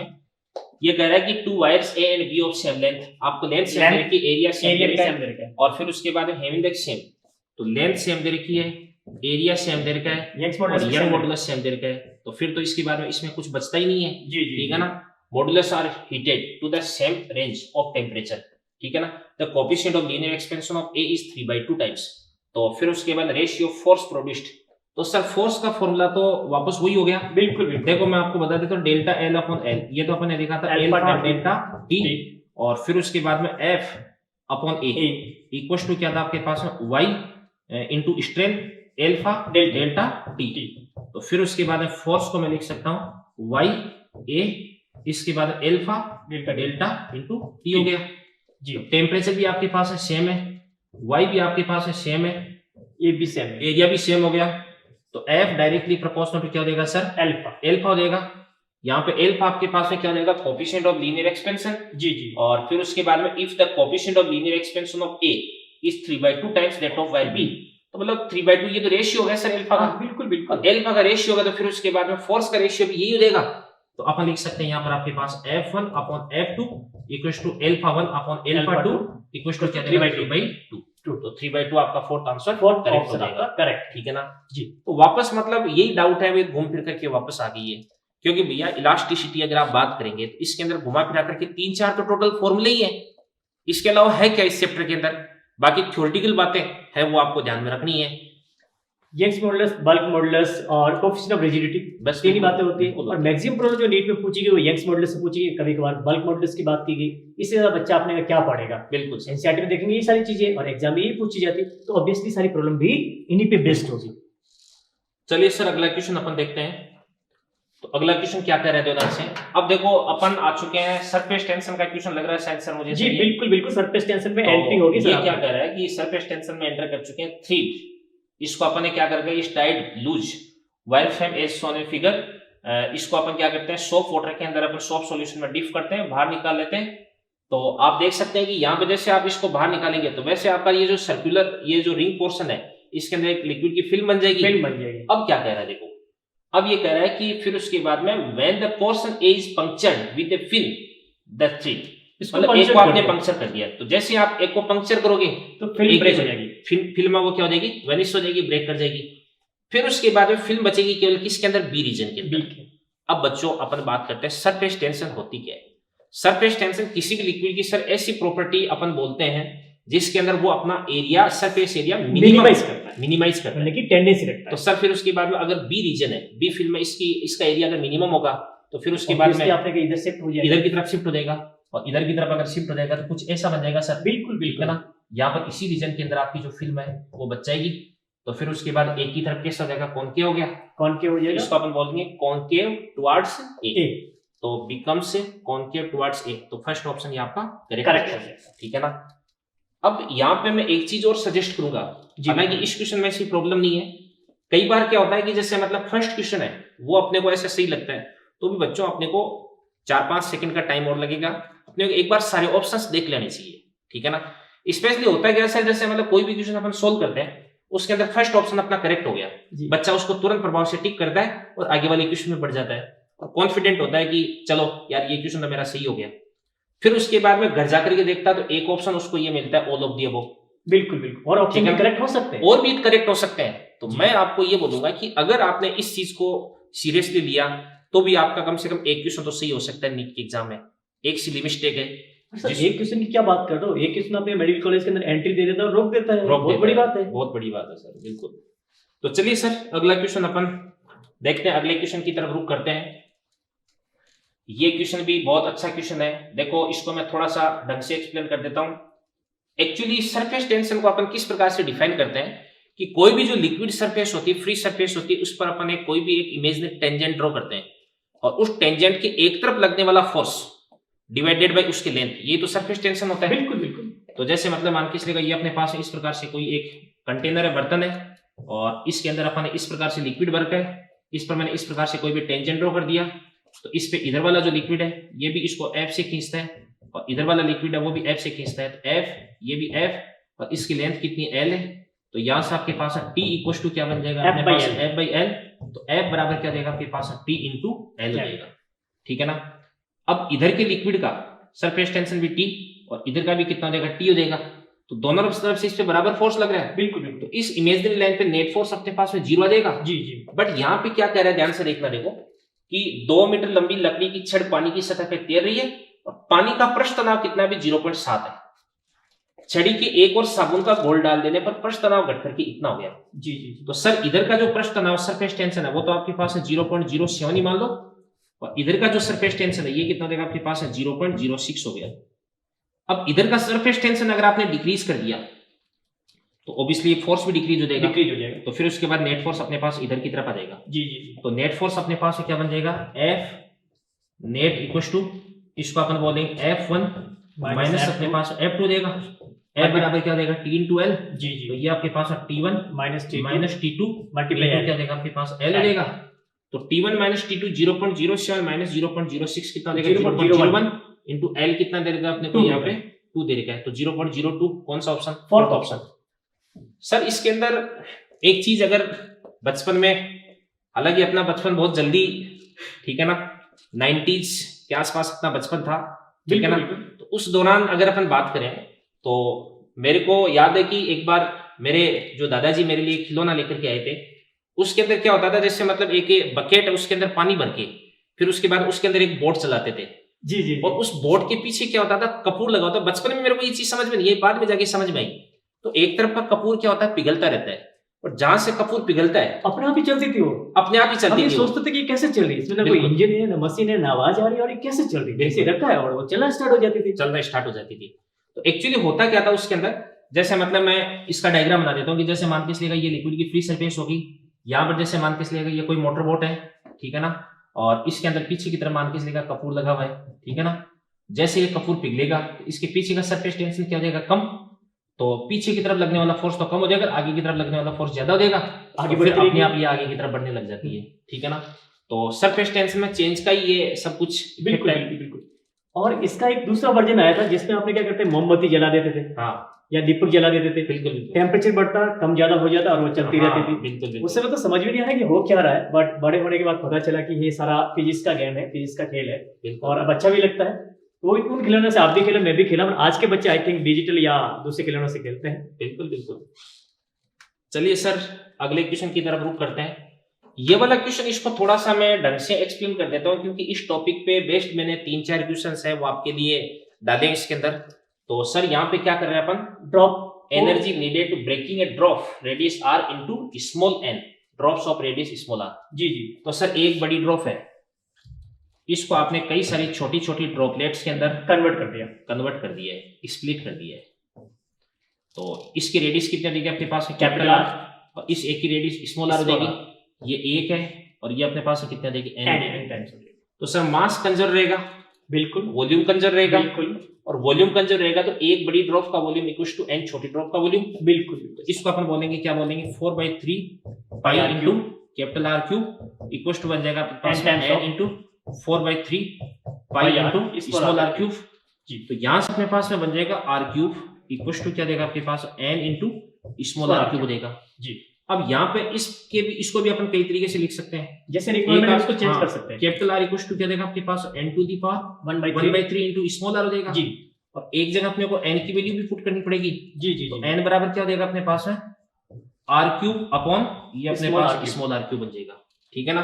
तो जब जो फॉर्मूला चाहिए होगा वैसे फॉर्मूला मैं वहां से रिप्लेस कर दूंगा। जी, अब अपन जानते हैं कि सबसे पहली बात है कि इस फॉर्म के अंदर अपने को हीट है वो लिबरेट होती है, ये हीट सप्लाई करनी पड़ती है, अपने को एनर्जी सप्लाई करनी पड़ती है, एनर्जी सप्लाई करनी पड़ेगी।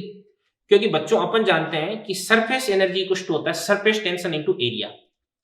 एरिया अगर बढ़ेगा तो सरफेस एनर्जी बढ़ेगी। इसका एरिया कम है, इसका बड़ा, इसका एरिया ज्यादा हो गया, तो सरफेस एनर्जी इसकी ज्यादा है। अब इसके पास में ज्यादा सरफेस एनर्जी कहां से आई है? हमने दी है, हमने दी है, बाहर से अपन इस पे वर्क डन किया है, ठीक है ना। तो इसको अपन इस प्रकार से लिख सकते हैं कि W इक्वल टू क्या होता है आपके पास है T डेल्टा ए लिख देंगे अपन, चेंज इन ठीक है ना। तो वर्क डन अपने को चाहिए होगा, या एनर्जी लिख दो, ऊर्जा, तो इक्वल हो जाएंगे। हाँ बिल्कुल, तो T और डेल्टा ए की बात करते हैं, तो इसका क्या देगा आपके पास? n times of 4 pi r square, 4 pi small r square minus क्या देगा आपके पास? 4 पाई या आपके पास कैपिटल R स्क्वायर आ गया। जी जी। इसके बाद यहाँ से डायरेक्टली मैं 4 पाई को तो बाहर ले आता हूँ, T इसके साथ में लगी जाएगा, जी जी जी, ये आपके पास n r स्क्वायर माइनस है, या आपके पास है कैपिटल R स्क्वायर। जी जी। तो मेरे हिसाब से इसका आंसर तो इसी के अंदर मिल चुका है। इसका आंसर तो अपने पास ये रहा, 4 पाई T n r square minus क्या जाएगा? Capital R square. तो ये आपका फर्स्ट ऑप्शन इसके अंदर करेक्ट जाएगा। बिल्कुल। अब देखो आगे भी इस प्रकार के क्वेश्चंस आप फेस करेंगे, तो उन क्वेश्चंस के अंदर में डायरेक्टली ये वाला फॉर्मूला है, ये आपको बताऊंगा। और चलो मैं एक काम करता हूँ, यहीं पे बता ही दूसरा ना, सारे फॉर्मूले बता दो एक साथ। चलो सारे फॉर्मूले यहीं पे बता देते हैं। तो बराबर इसको मैं लिख देता हूँ 4 पाई इंटू क्या देगा आपके पास है कैपिटल T। अब एक काम करता हूँ, सबसे पहले मैं n की वैल्यू इसके अंदर रिप्लेस कर देता हूँ। हाँ, n को रिप्लेस कर दो। तो n को रिप्लेस कर देंगे क्या देगा आपके पास है? r cube upon small r cube, कि r square upon r cube, नीचे स्मॉल r लिख दूं सर, माइनस क्या देगा आपके पास है? r square. अब यहाँ पे ये r क्यूब है, अगर इस r क्यूब को मैं कॉमन निकालूंगा, बिल्कुल बिल्कुल, तो ये वॉल्यूम जैसा सा बन जाएगा जी, वॉल्यूम बना देंगे इसको, वॉल्यूम में चेंज कर देंगे इसको। तो फिर उसके बाद में क्या देगा आपके पास है 4 पाई, या आपके पास है r cube t into t, और r क्यूब अगर कॉमन आ गया तो 1 बाई स्मॉल r माइनस क्या देगा आपके पास 1 बाई कैपिटल R। जी जी। अब इसके बाद इसको ऊपर भी 3 से नीचे भी 3 से मल्टीप्लाई कर देंगे, बिल्कुल बिल्कुल, वॉल्यूम आ जाएगा। तो इनटू क्या देगा आपके पास है 3 डिवाइडेड बाय 3, तो ये आपके पास है 4 बाई 3 पाई r क्यूब, ये वॉल्यूम बन गया। तो ये क्या बन जाएगा अपने पास है 3 इंटू वॉल्यूम इंटू ये आपके पास है t, यहाँ पे ये आपका सरफेस टेंशन हो जाएगा 1 बाई स्मॉल r माइनस क्या देगा आपके पास 1 बाई कैपिटल R बन जाएगा, ठीक है ना। तो ये अपना ये भी काफी अच्छा फॉर्मूला बन चुका है। और ये वाला क्वेश्चन भी आगे मैंने डाल रखा है, ठीक है ना। तो ये वाला क्वेश्चन तो अपन डायरेक्ट ही करेंगे फिर 3VT 1 by small r minus 1 by capital R। अब कई बार क्या होता है कि अपने को जैसे 3VT 1 by small r minus capital R ये फॉर्मूला दिखता, अपन इमोशनल हो जाते हैं और तुरंत उसको टिक करके बड़ी खुशी से आगे वाले क्वेश्चन पे अपन चले जाते हैं। जी जी। बट अपने को ये ध्यान रखना चाहिए कि बड़ी ड्रॉप को छोटी ड्रॉप में तोड़ रहे हो, या छोटी छोटी ड्रॉप से मिलकर के बड़ी ड्रॉप का फॉर्मेशन कर रही है, फॉर्मेशन कर, बिल्कुल। तो उसके साथ में क्या लिखा हुआ लैंग्वेज में कि एनर्जी रिलीज हो रही है या एनर्जी मतलब है ये एब्जॉर्ब हो रही है, ठीक है ना। तो वो लैंग्वेज है, उसमें भी कई बच्चे मात खा जाते हैं जी जी, और आता हुआ क्वेश्चन गलत कर देते हैं, ठीक है ना। आपने पहले भी बोला ना, जो क्वेश्चन को सिंसियरली रीड करेगा वो आगे तक जाएगा। बिल्कुल बिल्कुल बिल्कुल सही कह रहे हो सर आप। तो इस क्वेश्चन को अपन यहीं पे छोड़ते हैं, बिल्कुल सॉल्यूशन इसका हो चुका है। आगे बढ़ते हैं, फिर उसके बाद नेक्स्ट क्वेश्चन पे चलते हैं जी। चलो बच्चों देखो वो क्वेश्चन आ चुका है, बिल्कुल बिल्कुल, जिसकी आप बात कर रहे थे वो आई है, जिसकी बात कर रहे थे, ठीक है ना। तो जिसका मुझे था इंतजार वो घड़ी आ गई है, तो वो क्वेश्चन आ गया देखो अपना, जी जी, ठीक है ना। तो कौन सा क्वेश्चन करें सर? देखो देखिए आप बच्चों को बताओ वही बात। A certain number of spherical drops of a liquid a radius r coalesce to a form of single drop of radius capital. छोटी छोटी ड्रॉप्स यहाँ पे कोलिज होकर एक बड़ी ड्रॉप बना रही है। तो जो आप स्मॉल आर कैपिटल आर की बात करें वो आपने कहा इंटरचेंज हो जाएंगे, और तो इसमें कुछ होना नहीं है बिल्कुल, तो वहां से इंटरचेंज कर दे, या फिर आपने कहा वही प्रोसेस वापस से हम लगा दें। वो तो आंसर अपन ने निकाल ही रखा है। हाँ, तो मतलब सर जैसे छोटी छोटी ड्रॉप्स मिलकर के अगर बड़ी ड्रॉप का फॉर्मेशन करेगी तो ऑब्वियसली सरफेस एरिया तो कम होगा, और सरफेस एरिया कम होगा तो सरफेस एनर्जी कम होगी, कम होगी, और एनर्जी कम हुई तो जो कम हुई एनर्जी वो कहां पे चली जाएगी? रिलीज हो जाएगी, लिबरेट। अब आपको ये देखना, देखो ध्यान से, energy 3VT small 1 by small r 1 by capital R, ये रहा फॉर्मूला, और 3VT 1 बाई स्मॉल r, और इसके अंदर और कोई ऑप्शन में ऐसा है क्या? तो ये तो चलो है नहीं, है ना। यहाँ पे तो क्या दे रखा है अपने को? प्लस दे रखा है। हाँ, बट बाई चांस अगर होता तो फिर उसके बाद क्या करते हैं अपन, ये क्या हो रही है? रिलीज हो रही है, ठीक है ना। तो नो डाउट ये वाला ही आपका सही हो जाएगा जी जी। और अगर यहाँ पर माइनस का हो जाता, ठीक है ना, तो क्या अपन इसको टिक कर देते? क्या नहीं, यहाँ पे एब्जॉर्ब दे रखा है, एब्जॉर्ब तो होगी नहीं। क्वेश्चन की लैंग्वेज के अंदर अगर ऐसा बोलता कि एक बड़ी ड्रॉप को n छोटी छोटी ड्रॉप्स के अंदर अपन स्प्लिट कर रहे हैं, ठीक है ना, तो फिर उसके बाद में यहाँ पे रिलीज की जगह एब्जॉर्ब हो जाता है, ठीक है ना। तो ये तो वही बात होगी, तो इस पे ज्यादा बात नहीं करके अगले क्वेश्चन की तरफ अपन रुक करते हैं। तो अगला क्वेश्चन क्या कह रहे हैं, चलो जो बात कर रहे थे थ्योरेटिकल क्वेश्चन की फॉर्म में अपने को मिल ही चुकी है, ठीक है ना। तो ध्यान से देखना, देखो बच्चों, सरफेस एनर्जी बराबर होता है आपके पास surface tension into surface area, ठीक है ना। अब देखो ध्यान से, बहुत सारी छोटी छोटी ड्रॉप्स मिलकर के एक बड़ी ड्रॉप का फॉर्मेशन करेगी, ठीक है ना। एक बड़ी ड्रॉप बना देता हूं मैं, एक बड़ी ड्रॉप का फॉर्मेशन करेगी। तो फिर उसके बाद इस केस में आपका जो एरिया है वो क्या होगा, बढ़ेगा, और एरिया अगर बढ़ेगा तो सरफेस एनर्जी भी क्या होगी, बढ़ेगी। अब सरफेस एनर्जी कहां से आई, अपन ने दी इसको, तो इस स्थिति में एनर्जी थोड़ा सा चेंज करें, हाँ। बड़ी ड्रॉप में आएगा तो एरिया आई थिंक सॉरी थोड़ा सा हो गया, ये तो बिल्कुल अपन वही बात करने लग गए जो पहले की थी, जो पहले की थी, ठीक है ना। हाँ, इसको थोड़ा चेंज कर तो देते हैं। इसको अपन चेंज कर देते हैं, छोटी छोटी ड्रॉप्स मिलकर के बड़ी ड्रॉप का फॉर्मेशन कर रही है। तो फिर उसके बाद में सरफेस एरिया क्या देगा अपना, डिक्रीज हो जाएगा, डिक्रीज हो जाएगा, ठीक है ना। तो सरफेस एनर्जी भी क्या देगी अपने, डिक्रीज हो जाएगी। और सरफेस एनर्जी डिक्रीज हो रही है, इसका मतलब यहां से एनर्जी अपने को क्या मिलेगी, रिलीज हो जाएगी। एनर्जी क्या देगी, एनर्जी रिलीज हो जाएगी। और यदि अपने पास में एक बड़ी ड्रॉप को आप छोटी छोटी ड्रॉप्स के अंदर स्प्लिट कर देते हैं, ठीक है ना, तो फिर उसके बाद में आपका जो सरफेस एरिया वो क्या रहेगा, बढ़ जाएगा, और सरफेस एनर्जी क्या देगी, बढ़ जाएगी। और एनर्जी बढ़ रही, इसका मतलब आपने इसको एनर्जी दी है, तो एनर्जी क्या देगी, एब्जॉर्ब हो जाएगी, ये बात है भाई। हाँ सर, मैं इसमें एक बच्चों को और बता दें कि ये जो बिग ड्रॉप है और छोटी ड्रॉप है, इसके टेम्परेचर में क्या चेंज होगा। बच्चा कई बार कंफ्यूज हो जाता है और कई बार पूछते, तो उसकी बात भी साथ में हम कर लेते हैं तो ज्यादा अच्छा रहेगा। बिल्कुल बिल्कुल सर देखो ऐसा है कि अपने को ये तो प्रैक्टिकल सी बात है, जैसे अपन मान के चलिए किसी सैलून पे जाते हैं जी, ठीक है ना, फिर उसके बाद उसके पास में एक फुहारा होता है, शॉवर होता है, बिल्कुल, और शॉवर होता है, उस शॉवर से जैसे मतलब वो पानी अपने मुंह पे छिड़कते हैं, ठंडा अपने को ठंडक लगती है, बिल्कुल, ठीक है ना। तो इसका मतलब तो सीधा सा याद रखने का तरीका ये हो गया कि बड़ी ड्रॉप को अगर छोटी छोटी ड्रॉपलेट्स के अंदर अगर आप स्प्लिट करेंगे, तो इस स्थिति में ये मतलब इसका टेम्परेचर क्या होगा, फॉल करेगा, टेम्परेचर डाउन होगा, टेम्परेचर, ठीक है ना। तो यहाँ पे देखो, यहाँ पे एनर्जी क्या हो रही है, रिलीज हो रही है। तो एनर्जी अगर रिलीज हो रही है, और रिलीज हुई एनर्जी अगर इसी को हीट की फॉर्म में अगर मिल जाएगी, तो इसका टेम्परेचर तो बढ़ जाएगा, जी। और इसके बाद में यहाँ पे जो एनर्जी एब्जॉर्ब हो रही है, तो मतलब अब इसने एनर्जी एब्जॉर्ब की, यानी इसकी जो हीट एनर्जी है वो इसने एब्जॉर्ब कर ली, जी, ठीक है ना। तो फिर उसके बाद में इसका टेम्परेचर क्या हो जाएगा, इसका टेम्परेचर गिर जाएगा, घट जाएगा, ठीक है ना। तो सर ये भी आपने एक अच्छी बात मेरे को याद दिला दी, ठीक है ना। तो कई बार थ्योरेटिकल क्वेश्चन ऐसा भी बन जाता है। तो चलो बिल्कुल आगे बढ़ते हैं, अगले क्वेश्चन की तरफ अपन रुक करते हैं। क्या कह रहा है देखो ध्यान से, ये कह रहा है कि spherical liquid drop of radius capital R is divided into 8 equal drops, surface tension is capital T, then the work done in this process is, work done आपको कैलकुलेट करना है। तो W इक्वल टू क्या देगा आपके पास, T delta A, ठीक है ना। तो T का तो आपके पास T बन जाएगा, और डेल्टा A को अपन क्या लिख सकते हैं, 4 पाई, या अपन एक काम करते हैं सर, इसको 4 पाई को बाहर ही ले लेते हैं ना, जी बिल्कुल। अपन कई बार इस फॉर्मूले को देख चुके हैं, 4 पाई T, और इसके बाद में N R स्क्वायर माइनस क्या देगा आपके पास है, कैपिटल R स्क्वायर, हाँ ठीक है ना। यहाँ पे इनको रिप्लेस कर देंगे। एक फॉर्मूला अपने पास में ये भी होता है कि कैपिटल R इक्वल टू क्या होता है, N to the power 1/3 into small r होता है, जी ठीक है ना। तो अब यहाँ पे n नंबर ऑफ ड्रॉपलेट्स अपने को कितनी दे रखी है, 8 दे रखी है, तो 8 टू दी पावर 1/3 2 हो गया सर, जी बिल्कुल। तो यहाँ से कैपिटल R इक्वल टू कितना देगा आपके पास, 2 इंटू r हो जाएगा, ठीक है ना।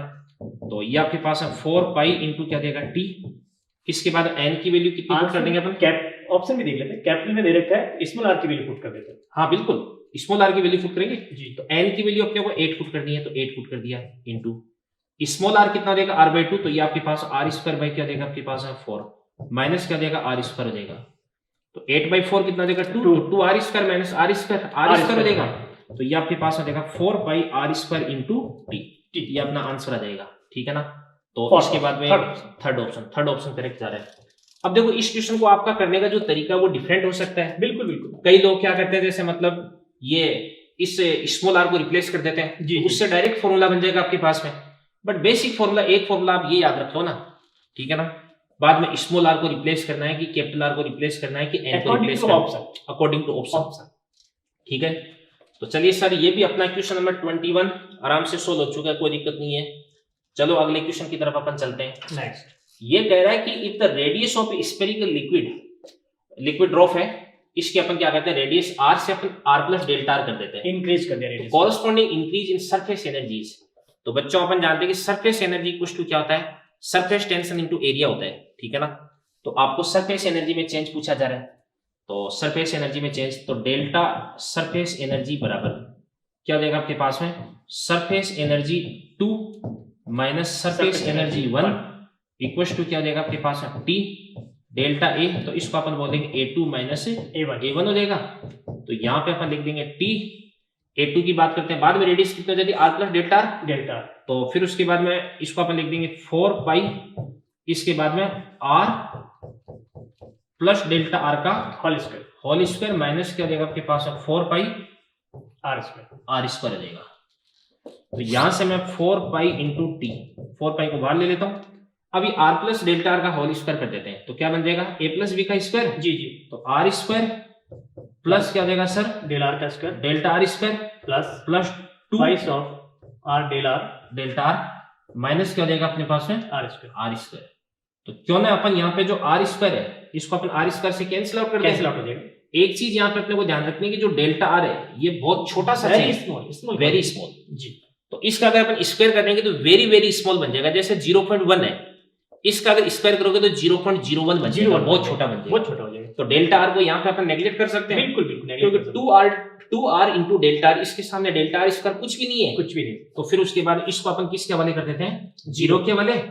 तो फिर उसके बाद अपना आंसर बन जाएगा 4 पाई, इसके बाद में टी इंटू क्या बन जाएगा अपने पास में 2r डेल्टा आपके पास में डेल्टा r, तो 4 इंटू 2 कितना हो जाएगा 8, तो 8 pi T R delta r, तो क्या बन जाएगा आपके पास में 8 pi T R delta r, T की जगह यहाँ पे एस दे देगा, ठीक है ना, लैंग्वेज में दे देगा, लैंग्वेज में दे देगा भी एस अपने पास में क्या जी, अंडरस्टूड understood। टेंशन है, कोई दिक्कत वाली बात नहीं इसके अंदर, ठीक है। आगे बढ़ते हैं। चलो सर अगले क्वेश्चन की तरफ अपन, ये भी अपने पास में वैसा सा क्वेश्चन है, ठीक है ना।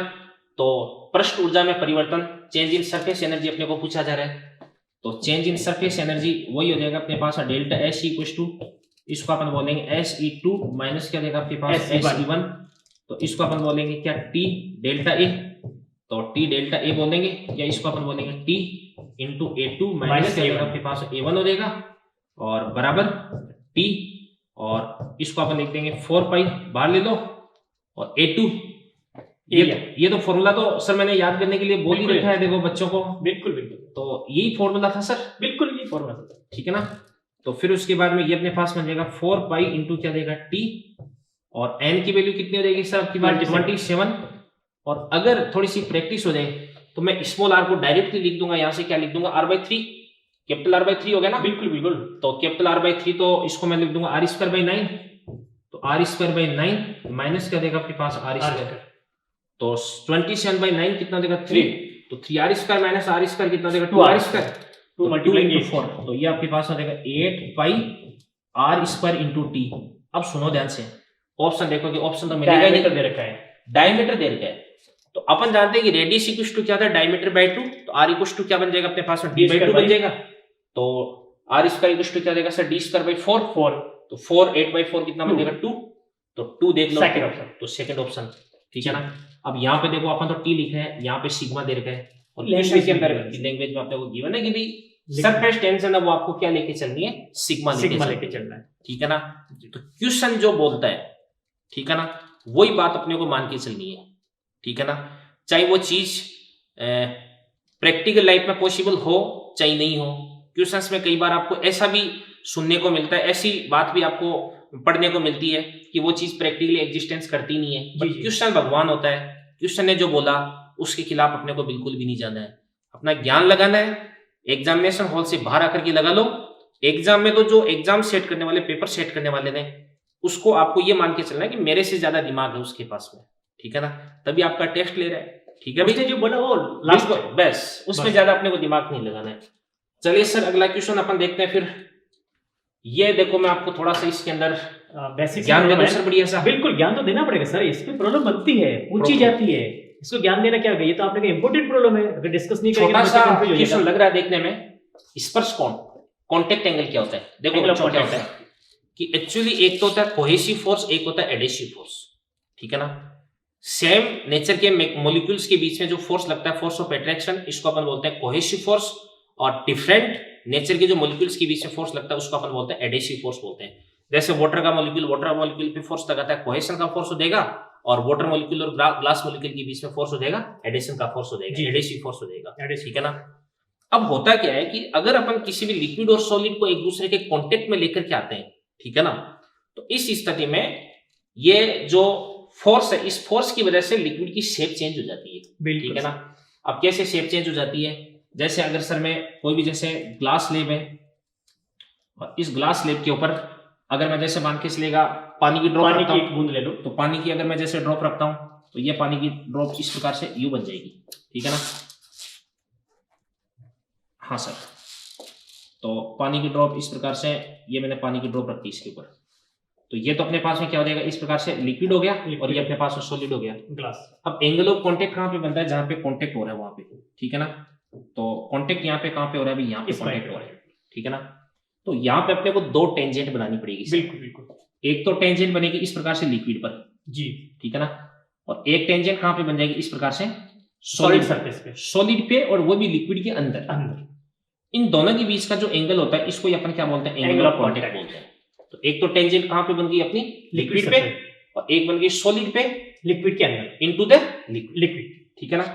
तो एक तो ये चीज बन गई, तो ये तो अपने पास में क्या देगा, ग्लास, ये तो अपने पास में क्या देगा, glass and water, glass and water,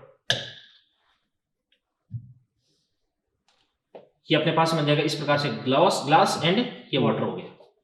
इसी प्रकार से सर अगर मैं बात करता हूं, ग्लास हो गया, मरकरी, और इसके ऊपर क्या ले लेता हूं मैं, मरकरी ले लेता हूं, ठीक है ना। तो सर ये मरकरी बना दिया मैंने, देखो इसके अंदर ये मरकरी ऐसा नहीं बनेगा सर, मरकरी का थोड़ा सा सरफेस अपने को चेंज करनी पड़ेगी, फिर एंगल ऑफ कांटेक्ट चेंज हो जाएगा ना। तो हाँ बिल्कुल सर, बिल्कुल उसी की सारा खेल है एंगल ऑफ कांटेक्ट का। ये ग्लास हो गया अपना, और मरकरी अगर इसके अंदर इसके ऊपर अपन रखेंगे तो इस स्थिति में मरकरी ऐसी शेप ले लेगा, बिल्कुल ये ऐसी शेप ले लेगा, क्योंकि मरकरी के मॉलिक्यूल्स होते हैं उनके बीच में कोहेसिव फोर्स ज्यादा स्ट्रांग होता है, स्ट्रांग है। तो सीधी सी बात है, ये इसका खुद का कोहेशन इतना ज्यादा है कि ये ग्लास से थोड़ा सा मतलब दूर भागेगा, बिल्कुल, ठीक है ना। मतलब कुल मिलाकर की बात ये है कि अगर जैसे मान के इसलिए बहुत सारे अपने फैमिली में अगर अच्छी बॉन्डिंग है, तो फिर उसके बाद अपनी फैमिली में ही अपने मतलब अपने जो भाई होते हैं, इतने फैमिली मेंबर्स होते हैं, वो इतने क्लोज होते हैं कि दूसरे से अपने को बातचीत करने की जरूरत ही नहीं होती, ठीक है ना। बिल्कुल बिल्कुल। तो अब देखो यहाँ पे ये अपना मरकरी हो गया, अब इस पे मेरे को क्या करना है, इस पे मेरे को बनाना है कॉन्टेक्ट एंगल। तो एक तो इस पे इस प्रकार से ये टेंजेंट बन गया, और एक अपने पास इस प्रकार से ये बन गया, और दोनों के बीच का ये एंगल बन गया जी। तो यहाँ पे तो थीटा लेस देन 90, यहाँ पे थीटा क्या देगा, मोर देन 90।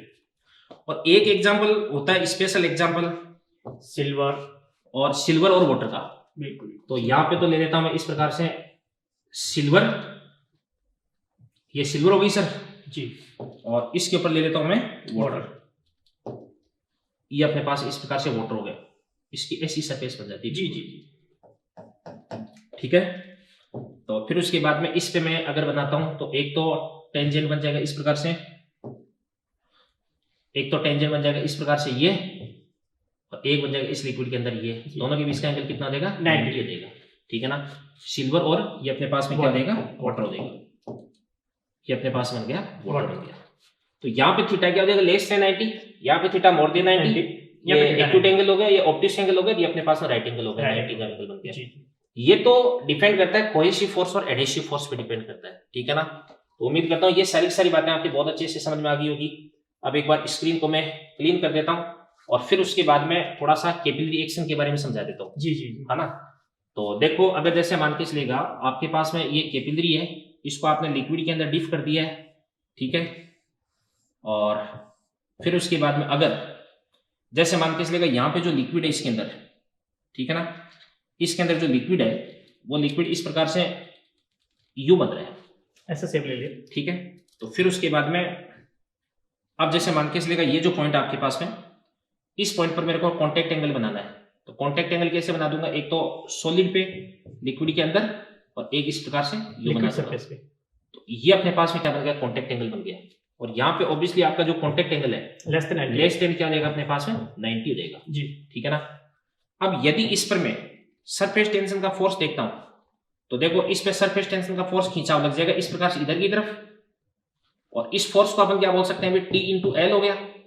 ये वाला एंगल अगर थीटा, तो ये वाला एंगल भी अपने पास में थीटा देगा, मिलेगा। तो इसका एक कंपोनेंट इस प्रकार से इधर की तरफ बनेगा टी एल cos थीटा, और यहां पर भी क्या देगा आपके पास में टी एल cos थीटा।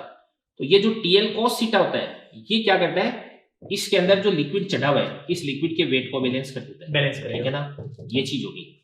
तो इस फोर्स को बैलेंस करने के लिए इसका जो लिक्विड होता है वो ऊपर की तरफ चल जाता है, ठीक है ना, राइज कर जाता है, ठीक है बच्चों। तो मतलब अगर आपका थीटा लेस से 90 है, तो इस स्थिति में कैपिलरी के अंदर आपको लिक्विड राइज करेगा, ठीक है ना। और ऐसा एग्जांपल किसके अंदर देखने को मिलता है, ये वाटर और ग्लास।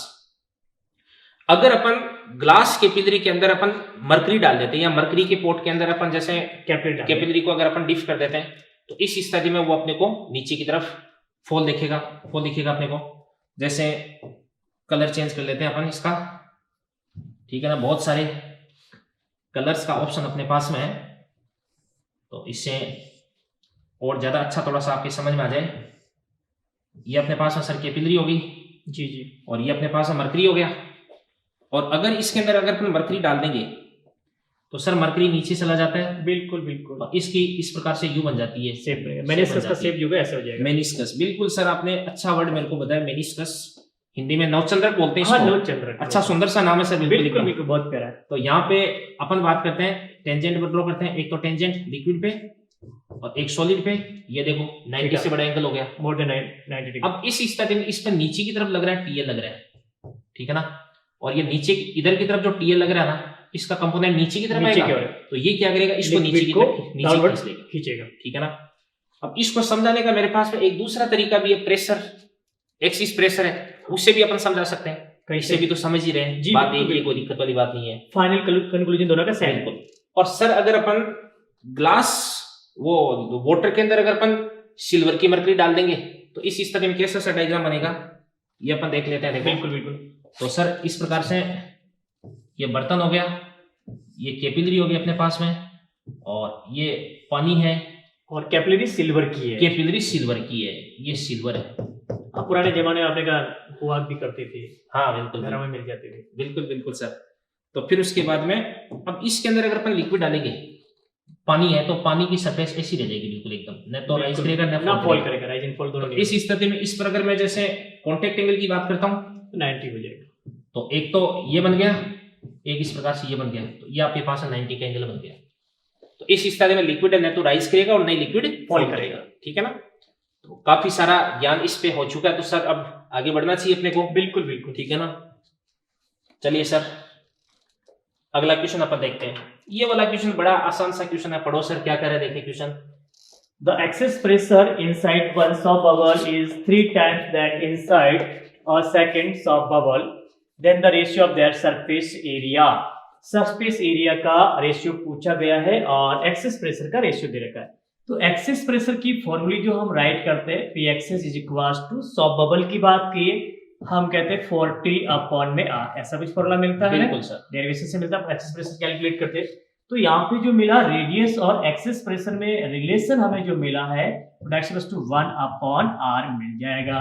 तो आर का अगर हम रेशियो देखेंगे, एक्सेस प्रेशर का रेशियो हमें दे रखा है, कितना दे रखा है यहाँ पे, ratio of surface shop bubble 3 times, तो आप कहेंगे 3:1 दे रखा है। तो रेडियस का रेशियो जो हमें मिलेगा 1:3 मिल जाएगा। बिल्कुल सर। सरफेस एरिया पूछा है तो हम कहेंगे सॉप बबल हो या फिर आपने कहा लिक्विड ड्रॉप हो, ये स्फेरिकल फॉर्म में रहेगी और स्फेरिकल फॉर्म में सरफेस एरिया हमें मिलता है A is equals to 4 pi R square. तो area is that's equals to R square. अब यहाँ से एरिया का रेशियो हम कैलकुलेट करें, आर स्क्वायर की फॉर्म में आ रहा है और आर का रेशियो जो हमें मिला 1:3, तो 1:3 का स्क्वायर फॉर्म आप देखेंगे तो 1:9 इसका आंसर मिल जाएगा। तो 1:9 फर्स्ट ऑप्शन आपको दे रखा है, तो फर्स्ट ऑप्शन इसका करेक्ट। तो सर ये एक्सिस प्रेशर यहाँ पे वर्ड है, तो इसमें आपने जैसे इसका बता दिया जी सोप बबल का जी 40/r जी, और अगर ये लिक्विड की ड्रॉप होती तो फिर उसके बाद उसका क्या लिखते आप? देखो सॉप बबल में सर हम देखते हैं कि इसकी फ्री सरफेस 2 मिलती है, आउटसाइड में मिलेगी और इनसाइड में मिलेगी, लिक्विड ड्रॉप पे आपने कहा फ्री सरफेस जो मिलेगी आउटसाइड में मिलेगी एक ही मिलेगी, फ्री उसमें सरफेस मतलब सर जो सरफेस एयर के कांटेक्ट में एयर रहती के है। कांटेक्ट में, बिल्कुल। एनवायरनमेंट के कांटेक्ट में, बिल्कुल बिल्कुल। तो उस कंडीशन में ड्रॉप की कंडीशन में 2T आ जाएगा और बबल की कंडीशन में 4T आ जाएगा। अच्छा अच्छा जी अच्छा। जी तो सर मतलब ये बात हो गई कि जैसे मतलब अपने पास ये कोई एक सोप बबल है, जी, ठीक है ना। अब इसके बाहर का जो प्रेशर है वो तो जैसे अगर ये P नॉट है, P नॉट हो जाएगा, इसको जी। अपन एटमॉस्फेरिक प्रेशर बोल देंगे, जी P नॉट बोल देंगे। जी जी और फिर उसके बाद यदि इसके अंदर की अपन बात करते हैं तो इसके अंदर का प्रेशर कितना देगा अपने पास, 4T/R हो जाएगा। जी। ठीक है। तो सर अगर इसको मैं थोड़ा सा समझाना चाहूँ, ये derive करना प्रेशर, चाहूँ, हाँ बिल्कुल, ये प्रेशर जो जनरेट हुआ due to surface tension generate हुआ, इधर भी बिल्कुल। एयर है इधर भी एयर है, इस लिक्विड का जो सरफेस टेंशन है हाँ। उसने एक प्रेशर आपने कहा एक्सेस जनरेट कर मतलब दिया मैं है। ऐसे मान सकता हूँ कि इसकी जो वॉल है उस वॉल की भी कुछ ना कुछ थिकनेस तो होती है, बिल्कुल जो अपन कंसीडर एक बार कर लेते हैं। कर लेते हैं थोड़ी सी, ठीक है ना। रेडियस दोनों की बराबर मान लेते हैं। तो सर यहाँ का प्रेशर कितना हो गया, एक बार कलर चेंज करें सर थोड़ा सा, जी जी बिल्कुल, दूसरा रंग दिखाते हैं Black, बच्चों को। black, तो यहाँ पे अपने पास में प्रेशर कितना हो जाएगा, ये प्रेशर हो जाएगा बाहर का P नॉट। P not. अब अगर अपन इधर से इधर की तरफ जाएंगे, इसके अंदर की तरफ यहाँ पे जाएंगे, तो यहाँ पे अपनी जो सरफेस है वो कैसी होगी, कॉन्केव होगी है। बिल्कुल और कॉन्केव सरफेस पे जो प्रेशर होता है वो कॉन्वेक्स से ज्यादा होता है, ज्यादा होगा। और हर सरफेस पे 2T/R से बढ़ जाता है। जी, तो यहाँ पे प्रेशर को मैं लिख सकता हूँ इस प्रकार से, कुछ P नॉट प्लस क्या देगा आपके पास 2T/R हो गया। ठीक है सर। अब अगर मैं कुछ गलत करूं तो मेरे को बताएंगे सर आप। बिल्कुल बिल्कुल सर, गलत क्यों करेंगे आप सर? हाँ, अगर इसके अंदर आ गए, अगर अपन इसके अंदर आ गए जी, तो फिर उसके बाद एक में surface प्रेशर और आगे। फिर 2T/R से बढ़ जाएगा। जी जी तो फिर उसके बाद P नॉट प्लस क्या देगा आपके पास 2T/R, और प्लस क्या देगा आपके पास 2T/R। तो इसको मैं लिख सकता हूँ सर P नॉट प्लस क्या देगा आपके पास 4T/R हो गया। जी जी, ठीक है ना। अब बाहर का प्रेशर और अंदर का प्रेशर, इनका जो डिफरेंस है उसी वही का एक्सिस प्रेशर हो जाएगा। जी। तो मैं लिख दूंगा इस प्रकार से P एक्सिस बराबर क्या देगा आपके पास 4T/R, ये R हो गया। ठीक है ना। अंदर का प्रेशर माइनस से बाहर का प्रेशर, ठीक है ना। तो ये चीज होगी, मतलब इसने अपने अंदर जो एयर को कैप्चर कर रखा है, ठीक है ना, उसका प्रेशर बाहर वाली एयर के प्रेशर से 4T/R ज्यादा है। ज्यादा, R यहाँ पे रेडियस है और T यहाँ पे क्या है, सरफेस टेंशन है। ठीक है ना। तो काफी अच्छी अच्छी बातें यहाँ पे हो गई है। और अगर एक ही सरफेस होती है, जैसे अपन बात करते हैं लिक्विड ड्रॉप की बात करते हैं, ये लिक्विड ड्रॉप होगी जी, ठीक है ना, इसके अंदर तो खाली स्थान नहीं है जी ठीक है ना। तो यहाँ का कितना देगा अपने पास में P नॉट और यहाँ का कितना देगा P not plus plus 2T/R हो जाएगा जी। ठीक है ना।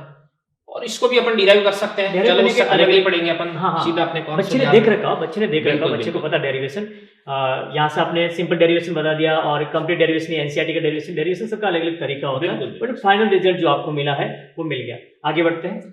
चलिए सर आगे वाला क्वेश्चन अपन देखते हैं। नेक्स्ट क्वेश्चन, स्क्रीन को करते हैं साफ। ये क्वेश्चन क्या कह रहा है, ये तो सर वही क्वेश्चन जो अपन बात कर रहे थे। अच्छा, एक्सेस प्रेशर, अपन ने क्या इधर उधर की इतनी सारी बातें कर ली ना कि आगे आने वाले जो क्वेश्चंस है वो जी, भी जी, इसी पे बेस्ड जी होंगे, जी जी, ठीक है ना। नहीं आई थिंक बच्चे को भी कोई टॉपिक लेके बैठे तो उस टॉपिक को कंप्लीट पहले रिवाइज करना चाहिए। बिल्कुल बिल्कुल। इस चैप्टर में इस टॉपिक में कौन कौन सी बातें होती है वो बातें पहले रिवाइज कर लेगा तो सारी प्रॉब्लम लाइन से बन जाती है। जी सर। तो excess pressure inside the soap bubble then that of the outer pressure is 40/R। बिल्कुल आगे बढ़ते हैं।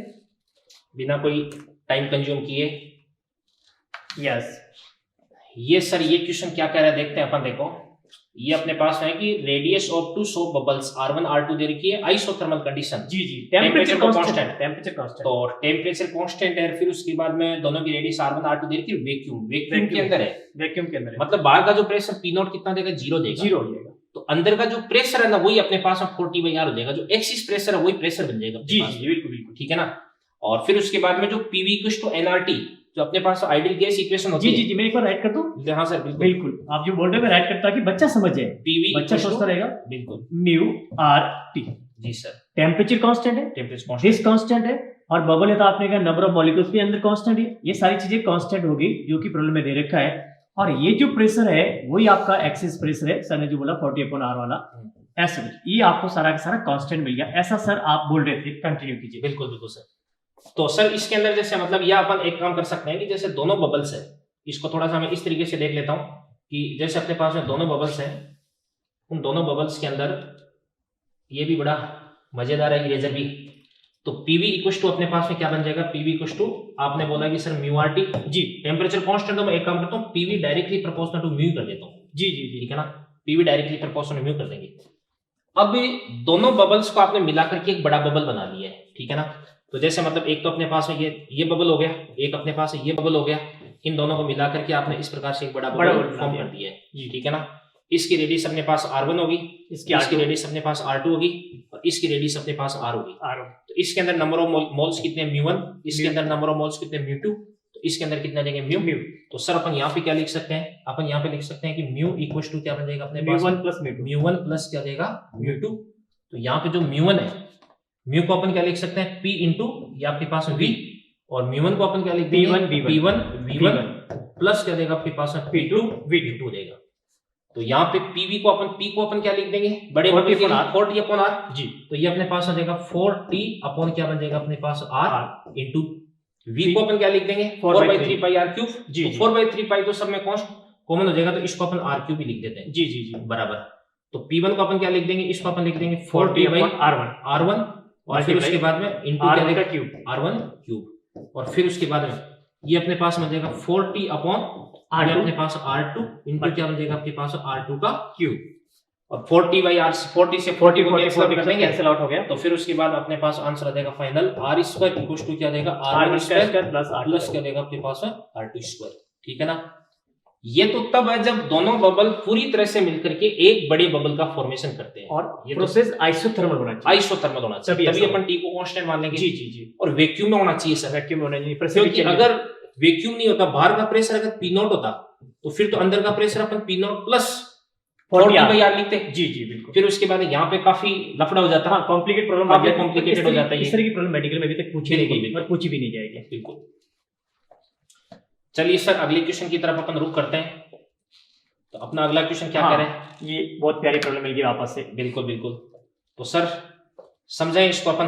बिल्कुल बिल्कुल। तो सर मैं ऐसे मान रहा हूं कि अपने पास में ये दो बबल थे, तो इस वाले बबल के अंदर का जो प्रेशर है वो अपने पास में क्या देगा इस प्रकार से 4t/r1 लिख देते हैं जी। और इसके अंदर का जो प्रेशर है वो अपने पास क्या देगा आपके पास 4t/r2, ये अपने पास क्या देगा R2, ठीक है ना। और प्लस में इसमें p0 कर देते हैं, और इसमें भी अपन प्लस में क्या कर देते हैं p0 कर देते हैं। अब यहाँ पे मैं देख रहा हूँ कि छोटे वाला जो बबल है इसकी रेडियस कम है, रेडियस कम है, तो इसके अंदर का प्रेशर ज्यादा और इसके अंदर का प्रेशर क्या देगा कम होगा। तो अगर ये ज्यादा प्रेशर लगेगा तो इस स्थिति में दोनों बबल्स के बीच की जो कॉमन इंटरफेस होती है वो थोड़ी सी किसकी तरफ इस प्रकार से झुक जाएगी, इसकी तरफ झुक जाएगी थोड़ी सी। और अगर इसको मैं इस प्रकार से बड़ा कर देता हूं तो ये किसी न किसी एक बड़े बबल को रिप्रेजेंट कर रहा है जी जी ठीक है सर। तो इस बबल को अब आप इसको भी भूल जाओ, आप इसको भी भूल जाओ।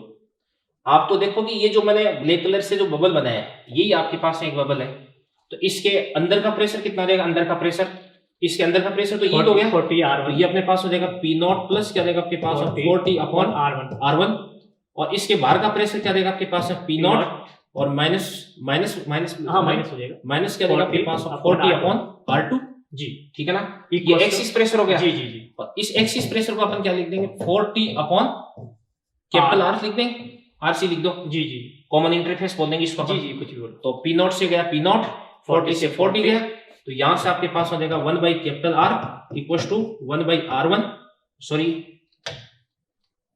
यहां से आपके पास बन जाएगा 1/R इक्वल्स टू क्या देगा आपके पास 1/R1 माइनस क्या देगा आपके पास 1/R2, और इसको अगर अपन सोल्व कर देंगे तो R इक्वल्स टू क्या देगा आपके पास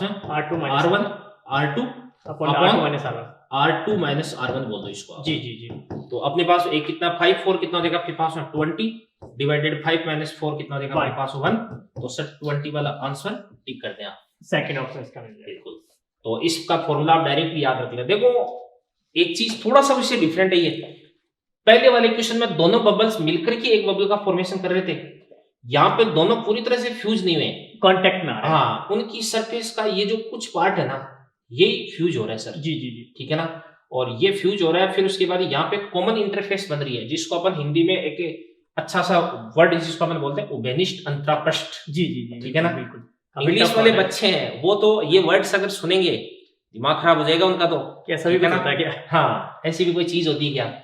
जैसे मैंने एक दिन ऐसे एक जोक पढ़ रहा था मैंने, तो उसमें ऐसा था कि जैसे सर बचपन में अपन एंगल्स वो ट्रायंगल्स वगैरह पढ़ते थे, जी जी समद्विबाहु त्रिभुज, बिल्कुल। विषमबाहु, समद्विबाहु, बड़े बड़े नाम होते ठीक है ना, हम्म। ऐसे ऐसे नाम होते थे, ठीक है ना, विषम लंबाक्स, पता नहीं क्या क्या नाम होते थे।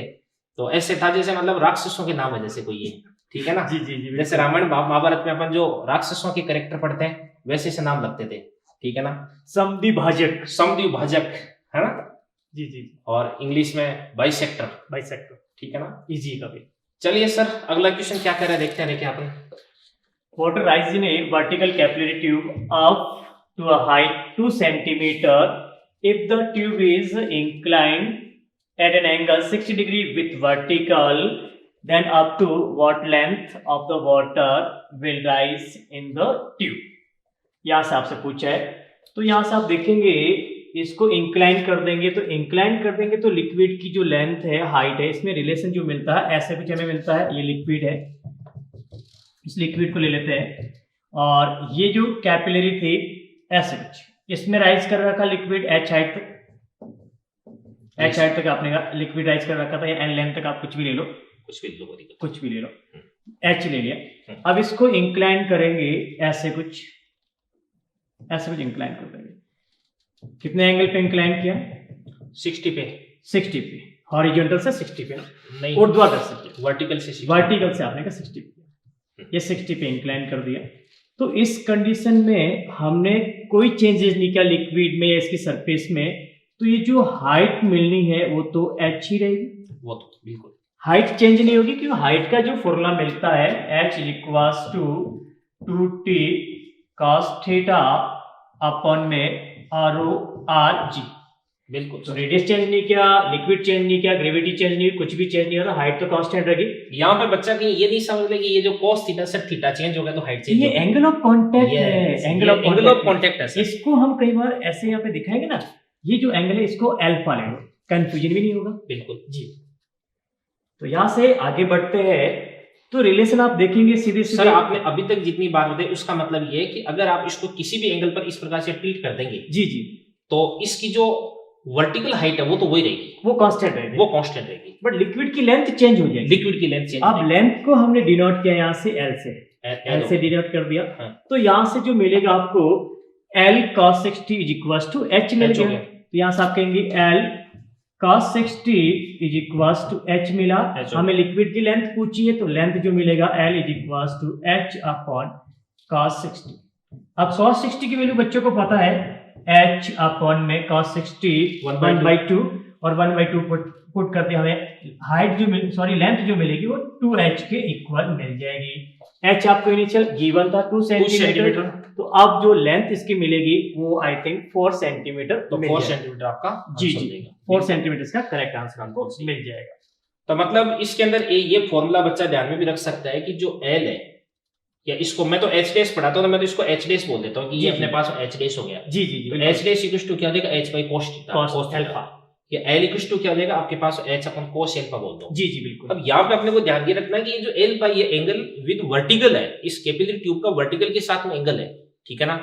यहाँ पे ये कांटेक्ट एंगल अलग होता है, ये फॉर्मूले में जो आता है ये एंगल ऑफ कांटेक्ट है, Angle इसकी of बात आपने अच्छे से की थी अभी। बिल्कुल बिल्कुल जी सर। जी जी। क्वेश्चन नंबर 29 फिनिश हो चुका अपना, तो चलो सर क्वेश्चन नंबर 30 देखो सर क्या कह रहा है, देखें। Water rises to a height h in a capillary at the surface of Earth. On the surface of the Moon, the height of water column in the same capillary will be. यहाँ पे हमने capillary experiment को एक बार earth surface पे repeat किया और उसी experiment को हमने मून सरफेस पे बात किया। तो क्या चेंज होगा सर वहां पे मून पे जाने से? ग्रेविटी चेंज हो जाएगी। हाँ। तो ग्रेविटी जो है अर्थ की 1/6 टाइम्स वहां पे होनी चाहिए। ठीक है। तो यहाँ पे जो रिलेशन मिलता फॉर्मूला अभी देखा था हम लोगों ने कि हाइट जो है कैपिलरी ट्यूब की जो हाइट है, लिक्विड की जो हाइट है वो मिलेगा 2t cos थीटा अपॉन में r/g मिलता है। ये सारी चीजें तो कांस्टेंट रखी, वही कैपिलरी है, वही एक्सपेरिमेंट है, बट ग्रेविटी चेंज होगी तो h डायरेक्ट टू 1/g मिला है। तो यहां से हम कहेंगे मून का जो ग्रेविटी है अर्थ से कम होता है। कितना कम होता है? 1/6 टाइम कम होता है। तो हाइट आई थिंक आप कहेंगे 6 टाइम से इंक्रीज हो जाएगी। अर्थ सरफेस पे h था तो मून सरफेस पे 6h हो जाएगा सर। जी जी बिल्कुल बिल्कुल। तो मतलब ग्रेविटी अगर घटेगी तो हाइट बढ़ जाएगी, हाइट बढ़ जाएगी। ठीक है ना जी। ये कहना चाह रहे हैं आप? जी बिल्कुल बिल्कुल। बिल्कुल सर, बिल्कुल ठीक बात आपने बताई, अच्छी बात थी ये। सर ये H का R के साथ में भी रिलेशन अपन देखते हैं, बिल्कुल बिल्कुल देखते तो सर। फिर उसके बाद जूरिन का नियम देखते हैं। जूरिन्स लॉ, जी, जी, जी। H inversely proportional to R होता है। जी। तो कैपिलरी ट्यूब की रेडियस अगर अपन कम लेते हैं ना, तो फिर उसके बाद उसकी जो हाइट हाइट बढ़ बढ़ती है, जाती है, वो हाइट बढ़ बढ़ जाती है, जी जी जी। ठीक है ना, ये चीज है, मतलब बिल्कुल ठीक है। कैपिलरी एक्शन के तो डेली लाइफ में भी बहुत सारे एग्जांपल्स अपन देख सकते हैं, खूब ठीक सारे। है ना। बचपन में जब हम गांव में जाते थे दादी के वहां, तो रात को लाइट नहीं रहती थी और हमें कुछ पढ़ने की आदत थी या कुछ करना था, तो दादी क्या करती हमारे लैंप जला देती थी। लैंप, जी जी जी। वो घर में होममेड लैंप। अच्छा तो सर वो तो लैंप तो खुद ने बनाए हैं, बिल्कुल एकदम। एक बोतल होती थी, उस बोतल के अंदर ऊपर उसका जो ढक्कन होता है उसमें छेद करके उसके अंदर धागा डाल करके वैसे ही, ठीक है ना। तो जब वो बनता था ना, तो हम देखते थे कि ये जो लिक्विड है, यानी जो आपने फ्लूइड लिया है, केरोसिन आपने यूज किया है, उसका लेवल तो नीचे और आग यहाँ पे जल रही है, और दादी या उनसे पूछते थे, ये कहता कि केरोसिन से जला, तो हम कि ये ऊपर कैसे आ रहा है, ये तो नीचे रखा हुआ। अच्छा, वो और कैपिलरी एक्शन टाइम के साथ उसका लिक्विड का लेवल कंटिन्यू डिक्रीज हो जाता, तो ये समझ में नहीं आ रहा था ये लिक्विड गया कहाँ, बंद बोतल में कहाँ गया। फिर बड़े हुए तब समझ में आया कि लिक्विड जो था कैपिलरी एक्शन से मूव करता था और वहां जाके बर्न होके हमें लाइट देता था, रोशनी देता था। तो सर फिजिक्स डेली लाइफ में भी काफी इंपॉर्टेंट है, बिल्कुल। काफी मतलब चीजें अगर फिजिक्स के अंदर अपन घुस करके अगर देखते हैं, तो डेली लाइफ की कई सारे जो कंसेप्ट्स हैं वो अपने को फिजिक्स के साथ साथ में अपने क्लियर होते जाते हैं। चलिए सर अगले क्वेश्चन की तरफ अपन रुक करते हैं। जी बिल्कुल। अगला क्वेश्चन क्या कह रहा है अपना देखिएगा। या सर ये क्वेश्चन देखिए आप क्या कह रहे हैं, देखिए। A soft bubble is blown with the help of mechanical pump at the mouth of the tube. The pump produces certain increase per minute in the volume of the bubble irrespective of the internal pressure. The graph between pressure inside the soft bubble and time t will be. Pressure time के साथ कैसे change होगा उसका relation पूछा जा रहा है। अब देखिएगा, कोई भी बबल यहाँ पे ले ले और यहाँ पे आपने एक पंप लगा दिया, आपने मैकेनिकल पंप लगा दिया, ये मैकेनिकल पंप है जिसमें कंटिन्यू आपने कहा एयर को ब्लो कर रहा है। अब एयर को ब्लो यहाँ पे वही बात होगी कि बच्चा बोलेगा कि जैसे ये बबल है, बबल के पास में अगर अपन पंप लेके आएंगे ये तो फूट जाएगा। मैं कह रहा हूँ कि इसको फुला रहे हैं, मतलब आपको फुलाना ही है, आपको दिमाग नहीं लगाना फूट जाएगा, इधर उधर की बातें आपको नहीं सोचनी है। तो सर क्या वो हो रहा है इसके अंदर, जैसे ही हम कहेंगे एयर का अमाउंट इंक्रीज हुआ, एयर का अमाउंट इंक्रीज होने से इसका वॉल्यूम इंक्रीज हुआ, वॉल्यूम इंक्रीज होने से आप कहेंगे रेडियस भी इंक्रीज होगी, इसकी रेडियस कंटिन्यूसली इंक्रीज होगी। तो एक्सिस प्रेशर जो है उसका फॉर्मूला अभी आपने डेरिवेशन के साथ बताया था कि पी एक्सिस जो था इनसाइड वो इक्वल्स टू 4t अपॉन में r था, तो p का r के साथ रिलेशन मिला है इनवर्सली। तो यहां से टाइम के साथ वॉल्यूम इंक्रीज हो रहा, रेडियस इंक्रीज हो रही, और रेडियस इंक्रीज होने का मतलब प्रेशर कंटिन्यूसली डिक्रीज होगा। मतलब मैं वो ऑप्शन सी कर दूं जिसके अंदर टाइम तो बढ़ रहा है और प्रेशर घट रहा है। प्रेशर घट रहा है क्योंकि टाइम बढ़ने के साथ में रेडियस बढ़ रही है, वॉल्यूम बढ़ रहा है जी, और प्रेशर डिक्रीज हो रहा है। जी जी। तो सर फिर उसके बाद में फर्स्ट ऑप्शन सी जा रहा है आपके हिसाब से? बिल्कुल बिल्कुल फर्स्ट ऑप्शन सही जाएगा। चलो फर्स्ट ऑप्शन। कई बार बच्चा कंफ्यूज हो जाता है, जैसे दो बबल का कंपैरिजन दे रखा है, ऐसे एक बड़ा बबल है एक छोटा बबल है, दोनों में एयर फिल कर रखी है, इसमें P1 है, इसमें प्रेशर P2 है। बच्चों को बोलते हैं कि इनको एक स्मॉल ट्यूब से कनेक्ट कर देते हैं। ये तो बहुत इंटरेस्टिंग प्रॉब्लम लेके आए सर। जी जी जी। हाँ, तो बच्चा क्या बोलता है कि इसके पास एयर ज्यादा है, इसके पास कम है, कम से ज्यादा की ओर चली जाएगी। टाइम के साथ इसको तो बड़ा कर देता है, इसको छोटा कर देता है, घर आके देखता कि -1 हो गया। बिल्कुल, उसको ऐसे लगता है कि कम से ज्यादा, कम से ज्यादा। वो क्या कई बार बच्चा क्या करता है, खुद अपने कंसेप्ट डेवलप कर अपनी दुनिया में अपने खुद ही बसा लेता है, जबकि ये तो कोई लॉजिक ही नहीं, लॉजिक से ज्यादा की तरफ। हाँ, तो यहाँ पे लॉजिक कौन सा लगेगा, ये प्रेशर वाला। प्रेशर किस पे डिपेंड कर रहा, इसकी रेडियस पे डिपेंड कर रहा, साइज पे डिपेंड नहीं कर रहा। बिल्कुल बिल्कुल, आप इनके अमाउंट पे डिपेंड ही नहीं कर रहा है। तो इसका रेडियस, जिसका रेडियस कम होगा उसका प्रेशर ज्यादा होगा, और एयर का जो ब्लो होगा हमेशा high pressure to low pressure होगा। तो इसमें प्रेशर ज्यादा है, इसमें प्रेशर कम है। मतलब कोई भी चीज होती है, किसी भी चीज का अगर फ्लो हो रहा है तो वहां पे एक चीज आती है, ग्रेडियंट आती है। बिल्कुल, जैसे अपन बात करते हैं बच्चों हीट की बात करते हैं, तो heat flow from high temperature to low temperature. तो यहाँ पर जो टेम्परेचर ग्रेडियंट होता है, टेम्परेचर की जो स्लोप होती है डिस्टेंस के साथ में, वो अपने को हीट फ्लो की जो रेट है वो डिसाइड करती है। जी जी, ये अपन थर्मल कंडक्शन के अंदर पढ़ते हैं। बिल्कुल, जो समझदार बच्चे हैं वो मेरी बात समझ गए होंगे, मेरी भावना समझ गए होंगे कि मैं किसके रेस्पेक्ट में बात करना चाह रहा हूँ, ठीक है ना। थर्मल कंडक्शन की बात होगी। बिल्कुल, इसी प्रकार से जो एयर होती है वो हाई प्रेशर से लो प्रेशर की तरफ फ्लो करती है, बिल्कुल, ठीक है ना। दो पॉइंट्स के बीच में प्रेशर डिफरेंस अगर ज्यादा होता है तो इस स्थिति में क्या होता है कि एयर का फ्लो भी बहुत तेजी से होता है। जी जैसे कई बार क्या होता है, जैसे गर्मियों के दिनों में बहुत तेज तूफान आंधी वगैरह आते हैं, ये ऐसा ही होता है कि जैसे किसी पर्टिकुलर रीजन में टेम्परेचर बहुत ज्यादा रहा तो यहाँ पे एयर में क्या हो गया, एक्सपेंशन हो गया, जी और एयर एक्सपेंड होगी, फिर उसके बाद यहाँ का प्रेशर डिक्रीज हो गया, फिर उसके बाद आसपास के इलाके में जहां से प्रेशर ज्यादा वहां पे तेजी से यहाँ पे क्या होती है, एयर आती है, जी और जिससे मतलब आंधी तूफान चक्रवात अपने को बिल्कुल, देखने को बिल्कुल। मिलते हैं। बिल्कुल ये इसका कारण होता है। और इसी प्रकार से इलेक्ट्रिसिटी का अंदर अपन डिसाइड करते हैं कि जो चार्ज फ्लो है वो high potential to low low potential potential बिल्कुल। तो यहाँ पे पोटेंशियल डिफरेंस हो गया, वहां पे टेम्परेचर डिफरेंस हो गया, और यहाँ पे क्या देगा, Pressure अपने पास difference हो प्रेशर डिफरेंस हो जाएगा। ठीक ये है ना? जितने भी फिजिकल क्वांटिटी सबकी सब सिमिलर वर्क करती है। बिल्कुल बिल्कुल बिल्कुल जी तो हाई प्रेशर से लो प्रेशर, तो सर इसके अंदर प्रेशर क्या हो जाएगा, ज्यादा, इसके अंदर प्रेशर कम होगा, तो फिर उसके बाद में जो एयर होती है वो इस प्रकार से इसकी तरफ फ्लो करेगी। जी जी ठीक है ना? जिसकी वजह से टाइम के अपन बोल साथ सकते हैं कि टाइम के साथ में ये तो क्या होता जाएगा, छोटा होता जाएगा, डिमिनिश होता जाएगा, जी जी और ये क्या होता जाएगा, इस प्रकार से एनलार्ज होता जाएगा। एनलार्ज होता ठीक है जाएगा ना? टाइम के साथ। छोटे वाला छोटा होता जाएगा, बड़ा बड़े वाला वाला बड़ा बड़ा होता जाएगा। जी जी ठीक है ना? ये बड़ा इंटरेस्टिंग है।